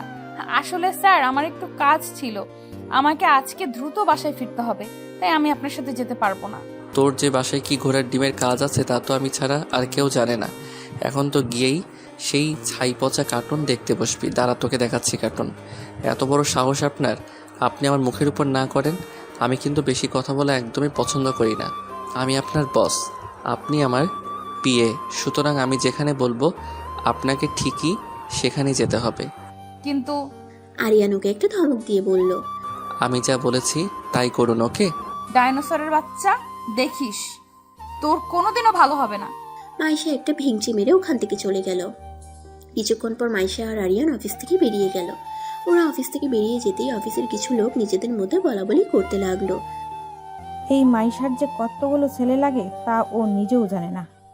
আর আমাদের বয়স হয়েছে আরেক, মাইশা ছাড়া কি অন্য কোনো পিয়ে সে পেল না, মাইশাইকে ডাকতে হলো। তখনই নীরা বলে উঠল, আমি কি মাইশার থেকে কোনো দিক থেকে কম? কিন্তু স্যার তো আমাকে চোখেই পড়ে না, সে তো সবসময় মাইশাকে নিয়েই ব্যস্ত করে থাকে।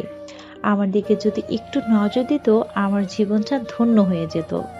সীমা কথাগুলো শুনে হাসতে হাসতে নীরাকে বলল, নীরা, তুমি না একটা কাজ করো, জেগে জেগে স্বপ্ন দেখো, কারণ স্যার কখনো তোমার দিকে তাকাবেও না, আর তোমার জীবনটাও ধন্য হবে না।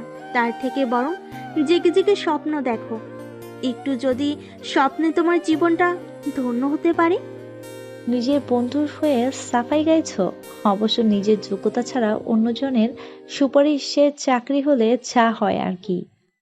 ওই রকম একজন বন্ধু পেতো না যোগ্যতা লাগে, যা তোমার নেই। আর একটা কথা ভুলে যেও না, এই অফিসে আমি তোমার উপরে লেভেলে আছি, সুতরাং ভদ্রভাবে সম্মান দিয়ে কথা বলবে, ওকে?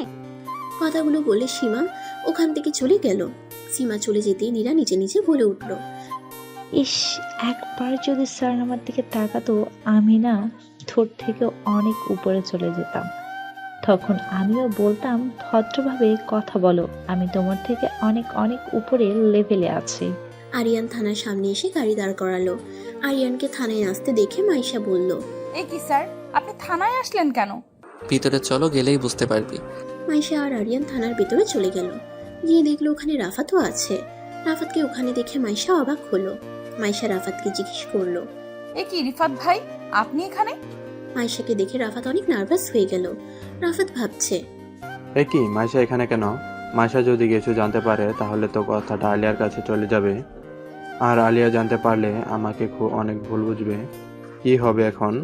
রাফাত নিজেকে কিছুটা স্বাভাবিক করে বলল, না মাইশা, একটু কাজ ছিল তো তাই আসলাম, এই আর কি। মাইশাকে দেখে সাব্বিরের কেন যেন খুব চেনা চেনা লাগলো, কিন্তু কিছুতেই মনে করতে পারছিল না সাব্বির। আরিয়ান সাব্বিরকে মাইশার সঙ্গে ঘটে যাওয়া এতদিনের সমস্ত ঘটনা বলল। সব শুনে সাব্বির বলল, আপনার কাছ থেকে সব শুনে আমি এতটুকু বুঝলাম, এই গাড়িটা মিসিং হওয়া, ওই লোকটা বেশি হওয়া, গাড়িটা পুড়ে যাওয়া, গাড়িতে পোড়া লাশ পাওয়া, আর মাইশের সঙ্গে ঘটে যাওয়ার সমস্ত ঘটনা আমার মনে হচ্ছে কোনো না কোনো দিক থেকে একই সুতোয় গাঁথা। সাব্বিরের মুখে কথাটা শুনে ওরা একে অপরের দিকে তাকাচ্ছে। মাইশা গাড়ি পোড়া আর পোড়া লাশের কথা শুনে কিছুটা ভরকে গেল। সঙ্গে সঙ্গে বলে উঠল, পোড়া গাড়ি, পোড়া লাশ মানে? আর এর সাথে আমার কি সম্পর্ক? সম্পর্ক অবশ্যই আছে, সেটা তো তদন্ত সাপেক্ষে বোঝা যাবে। তবে আমার সিক্স সেন্স আমাকে যতটা বললো আমি আপনাদেরকে তাই বললাম। আচ্ছা, আমাকে আপনি একটা কথা বলুন তো, আপনাকে মনে হয় আমি কোথাও দেখেছি কিন্তু ঠিক মনে করতে পারছি না। সাব্বিরের মুখে কথাটা শুনে আরিয়ান অবাক হলো। আপনার মনে হয় কোথাও ভুল হচ্ছে স্যার। মাইশাকে আপনি কোথায় দেখবেন? না না, এতটা ভুল হবার কথা না। ওকে, আমি অবশ্যই কোথাও না কোথাও দেখেছি, তা না হলে প্রথম দেখাতে একজন লোককে এত চেনা চেনা মনে হবার কথা নয়। কত মানুষকে তো আমি প্রতিদিন দেখি, কিন্তু কাউকে তো এত চেনা চেনা লাগে না। তবে কেন এই মেয়েটাকে দেখার পর আমার এত চেনা চেনা লাগছে? সাব্বিরের কথা শুনে মাইশাও কেমন যেন একটু ঘাবড়ে গেল। সেটা সবার চোখ এড়ালেও সাব্বিরের চোখ এড়ালো না। সাব্বির কথা ঘুরিয়ে বলল, আচ্ছা শুনুন, আমি আপনাদের অভিযোগটা আমি নোট করে নিয়েছি, বিষয়টা আমি দেখবো।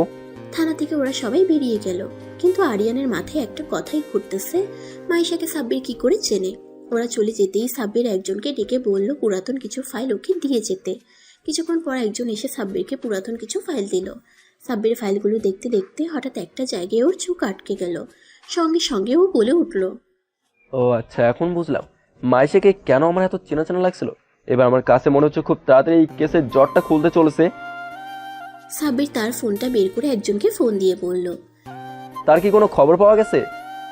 যত দ্রুত সম্ভব ওকে খুঁজে বের কর, কারণ একজনের জীবন খুব সংকটাপন্ন। ওকে যদি দ্রুত গ্রেপ্তার করা না যায় তাহলে যে কোনো মুহূর্তে সে ওকে মেরে ফেলবে। সুতরাং আমি খুব দ্রুত পজিটিভ রেজাল্ট চাই। সাব্বির ফোন রেখে দিয়ে আরিয়ানকে ফোন করে বলল আগামীকালকে মাইশাকে নিয়ে থানায় আসতে। মাইশা ছাদে দাঁড়িয়ে আছে, হালকা ঠান্ডা একটা বাতাস তুলে তুলে তার শরীরটাকে তুলিয়ে দিচ্ছে। বাতাসটা খুব ভালো লাগছে মাইশার। তবে সাব্বিরের কথাটা বারবার মাথার মধ্যে ঘুরপাক খাচ্ছে মাইশার। সাব্বির মাইশাকে মনে করতে না পারলেও মাইশা ঠিকই সাব্বিরকে মনে আছে। মাইশা চায় না পুরাতন সেই অধ্যায়টা মাইশার জীবনে আবার ফিরে আসুক। হঠাৎ পিছন থেকে আরিয়ান এসে মাইশাকে টান দিয়ে আষ্টে পিষ্টে জড়িয়ে ধরে বলল, এই মাইশা, সত্যি করে বলতো, তোকে ওই সাব্বির কি করে চেনে? মাইশা কিছুটা থতমত খেয়ে বলল, আমি কি করে জানবো উনি আমাকে কি করে চিনে? হয়তো কারোর চেহারার সাথে আমার মিল পেয়েছে, তাই হয়তো বা এই কথাটা বলেছে। কেন, কিভাবে তোকে চিনে সেটা কালকে থানায় গেলে বুঝতে পারবি। মানে হচ্ছে তোকে আর আমাকে সাব্বির থানায় ডেকেছে, কি যেন বলবে তাই। কথাটা শুনে কিছুটা ঘাবড়ে গেল মাইশা। মাইশা সঙ্গে সঙ্গে বলে উঠল, আমি থানায় যেতে পারবো না, তুমি একাই চলে যাও। না, একদম না, আমার সঙ্গে তোকেও যেতে হবে। যেতে হবে মানে যেতে হবে, কথাটা মনে রাখিস। পরদিন সকালে ওরা দুজন থানায় গেল। থানায় গিয়ে দেখলো ওখানে রাফাতও আছে। সাব্বির ওদেরকে বসতে বলল। তারপর সাব্বির মাইশাকে উদ্দেশ্য করে বলল, মিস মাইশা, আমি জানি আমি তোমাকে মনে করতে না পারলেও তুমি আমাকে ঠিকই মনে রেখেছো। মাইশা কিছু বলছে না, গুটিসুটি মেরে চুপচাপ বসে আছে। কি মাইশা, ঠিক বলছি তো? আরিয়ান বলল, আপনি আসলে কি বলতে চাচ্ছেন সোজাসুজি খুলে বলুন। আপনি কিভাবে মাইশাকে চেনেন? ঘটনাটা কি তুমি বলবে নাকি আমি বলবো মাইশা? মানে কি সব বলছেন আপনি? কিসের ঘটনা? ঠিক আছে, তুমি যখন বলতে চাইছো না তাহলে আমি শুরু করছি। সাব্বির বলা শুরু করলো। আজ থেকে প্রায় 5 বছর আগে একটা পাচারকারী দল ঢুকেছিল এই শহরে। 6 মাসে প্রায় 200 থেকে 300 মেয়ে পাচার হয়ে গিয়েছিল এই শহর থেকে। বিভিন্ন জায়গায় রেড অ্যালার্ট জারি করা হয়েছিল ওই পাচারকারীদেরকে ধরার জন্য, কিন্তু পুলিশ কিছুতেই সাকসেস হচ্ছিল না। হঠাৎ একদিন একটা মেয়ে দৌড়ে এসে বলল তার এক বান্ধবীকে কিছু লোক ধরে নিয়ে গেছে। সে কোনো রকমে পালিয়ে থানায় চলে এসেছে, বিদায় তাকে ধরতে পারেনি। আমি সঙ্গে সঙ্গে কন্ট্রোলে জানিয়ে দিয়েছিলাম সবাইকে সতর্ক থাকতে। সর্বশেষে দীর্ঘদিনের প্রচেষ্টায় আর ওই মেয়েটার সাহায্যে আমরা সেই পাচারকারীদের ডান হাতকে ধরতে পারি আর ওই মেয়েটাকেও উদ্ধার করতে পারি। সেই পাচারকারীকে অনেক কষ্টে কোর্ট পর্যন্ত তুলেছিলাম, কিন্তু সে অহংকার সাথে বলেছিল তার বিরুদ্ধে কোনো প্রমাণ জোগাড় করতে পারবো না আর কখনো তার কোনো শাস্তিও হবে না। শেষে সেই মেয়েটা বলল সে সাক্ষী দেবে, তার যা যা করা দরকার সবটাই করবে ওদেরকে শাস্তি পাওয়ার জন্য। সর্বশেষ সেই মেয়েটার সাক্ষীতে তার 5 দিনের রিমান্ড মঞ্জুর করা হলো। 5 দিন রিমান্ডে 3 দিন যেতেই সে গড় করে সমস্ত কথা বলে দিল। তাদের আস্তানা, নাম, ঠিকানা সমস্ত কিছু বলে দিয়েছিল। সবাইকে আমরা ধরতে সক্ষম হয়েছিলাম, শুধু পালের কোদাকে আমরা হাতের নাগালে পাইনি। তবে খুব তাড়াতাড়ি তাকেও পেয়ে যাব। আমাদের মিশন চলছে এবং খুব তাড়াতাড়ি তা সাকসেসফুল হবে। এখন মিস্টার আরিয়ান, আপনি হয়তো প্রশ্ন করতে পারেন এটা আমি কেন আপনাকে বলছি, এর সাথে আপনাদের বা মাইশের কি সম্পর্ক? হ্যাঁ, অবশ্যই। এখানে মাইশার কি সম্পর্ক সেটা অবশ্যই আমাকে জানতে হবে। সাব্বির মাইশার দিকে তাকিয়ে বলল, কি মাইশা, এখনো চুপ করে থাকবে নাকি বাকিটা তুমি বলবে? মাইশা এবার মুখ খুলল। হ্যাঁ, সেই মেয়েটা আমিই ছিলাম। আমি সাক্ষী দিয়েছিলাম ওদের বিরুদ্ধে, আর আমার সাক্ষীতেই ওরা ধরা পড়েছিল আর ওদের শাস্তি হয়েছিল। তুমি তখন স্কলারশিপ পেয়ে বাহিরে গিয়েছিলে, তাই তুমি কিছুই জানো না। আমি মামা আর মামিকে নিষেধ করেছিলাম এই ব্যাপারে তোমাকে জানাতে, তাই তারা আজও পর্যন্ত তোমাকে এই ব্যাপারে কিছুই জানায়নি। কথাগুলো শুনে আরিয়ান আর রাফাত ট্যাপ ট্যাপ করে তাকিয়ে আছে মাইশার দিকে। মাইশা এত কিছু করেছে অথচ আরিয়ান কিছুই জানে না। সাব্বির আবার বলা শুরু করলো, এবার মূল কথা আসা যাক। আমি এতদিন কেসটাকে নিয়ে অন্ধকার হাতারে মরছিলাম। যখন মাইশাকে দেখি এবং কিছু ফাইল আমি ঘাটাঘাটি করি, তখন আমার কাছে সম্পূর্ণ ক্লিয়ার হয়ে গেল কেন কেউ মাইশাকে আক্রমণ করছে, মারার চেষ্টা করছে, আর ওই গাড়িটা পোড়া থেকে শুরু করে গাড়িতে পোড়া লাশ, এসব কিছু কেন হচ্ছে। এর কারণ হচ্ছে মাইশা। কারণ মাইশার সাক্ষীতে ওদের শাস্তি হয়েছে। পাচারকারীর দলের প্রধান ব্যবসা নষ্ট হয়ে গেছে, তাই সে একজনকে হায়ার করেছে মাইশাকে মেরে ফেলার জন্য, বলতে পারে রিভেঞ্জ। রাফাত সাব্বিরকে জিজ্ঞেস করলো, কারণ আপনি আরিয়ানের বন্ধু। ও চেয়েছিল মাইশাকে সহ ওর সাথে জড়িত প্রত্যেকটা লোককে কঠিনভাবে প্যাঁচি ফেলতে, এমনভাবে ফাঁসাতে যাতে করে ওরাও জেলে যায়। কিন্তু আমার আফজালের জন্য আফসোস হচ্ছে, মাঝখান থেকে ওর জীবনটা গেল। তবে আপনি চিন্তা করবেন না, খুব দ্রুত আমরা তাকে ধরে ফেলবো। আমাদের মিশন চলছে। তো মাইশা, তোমাকে সব দিক থেকে সতর্ক থাকতে হবে সব সময়। তোমার লাইফ অনেক রিস্কে আছে।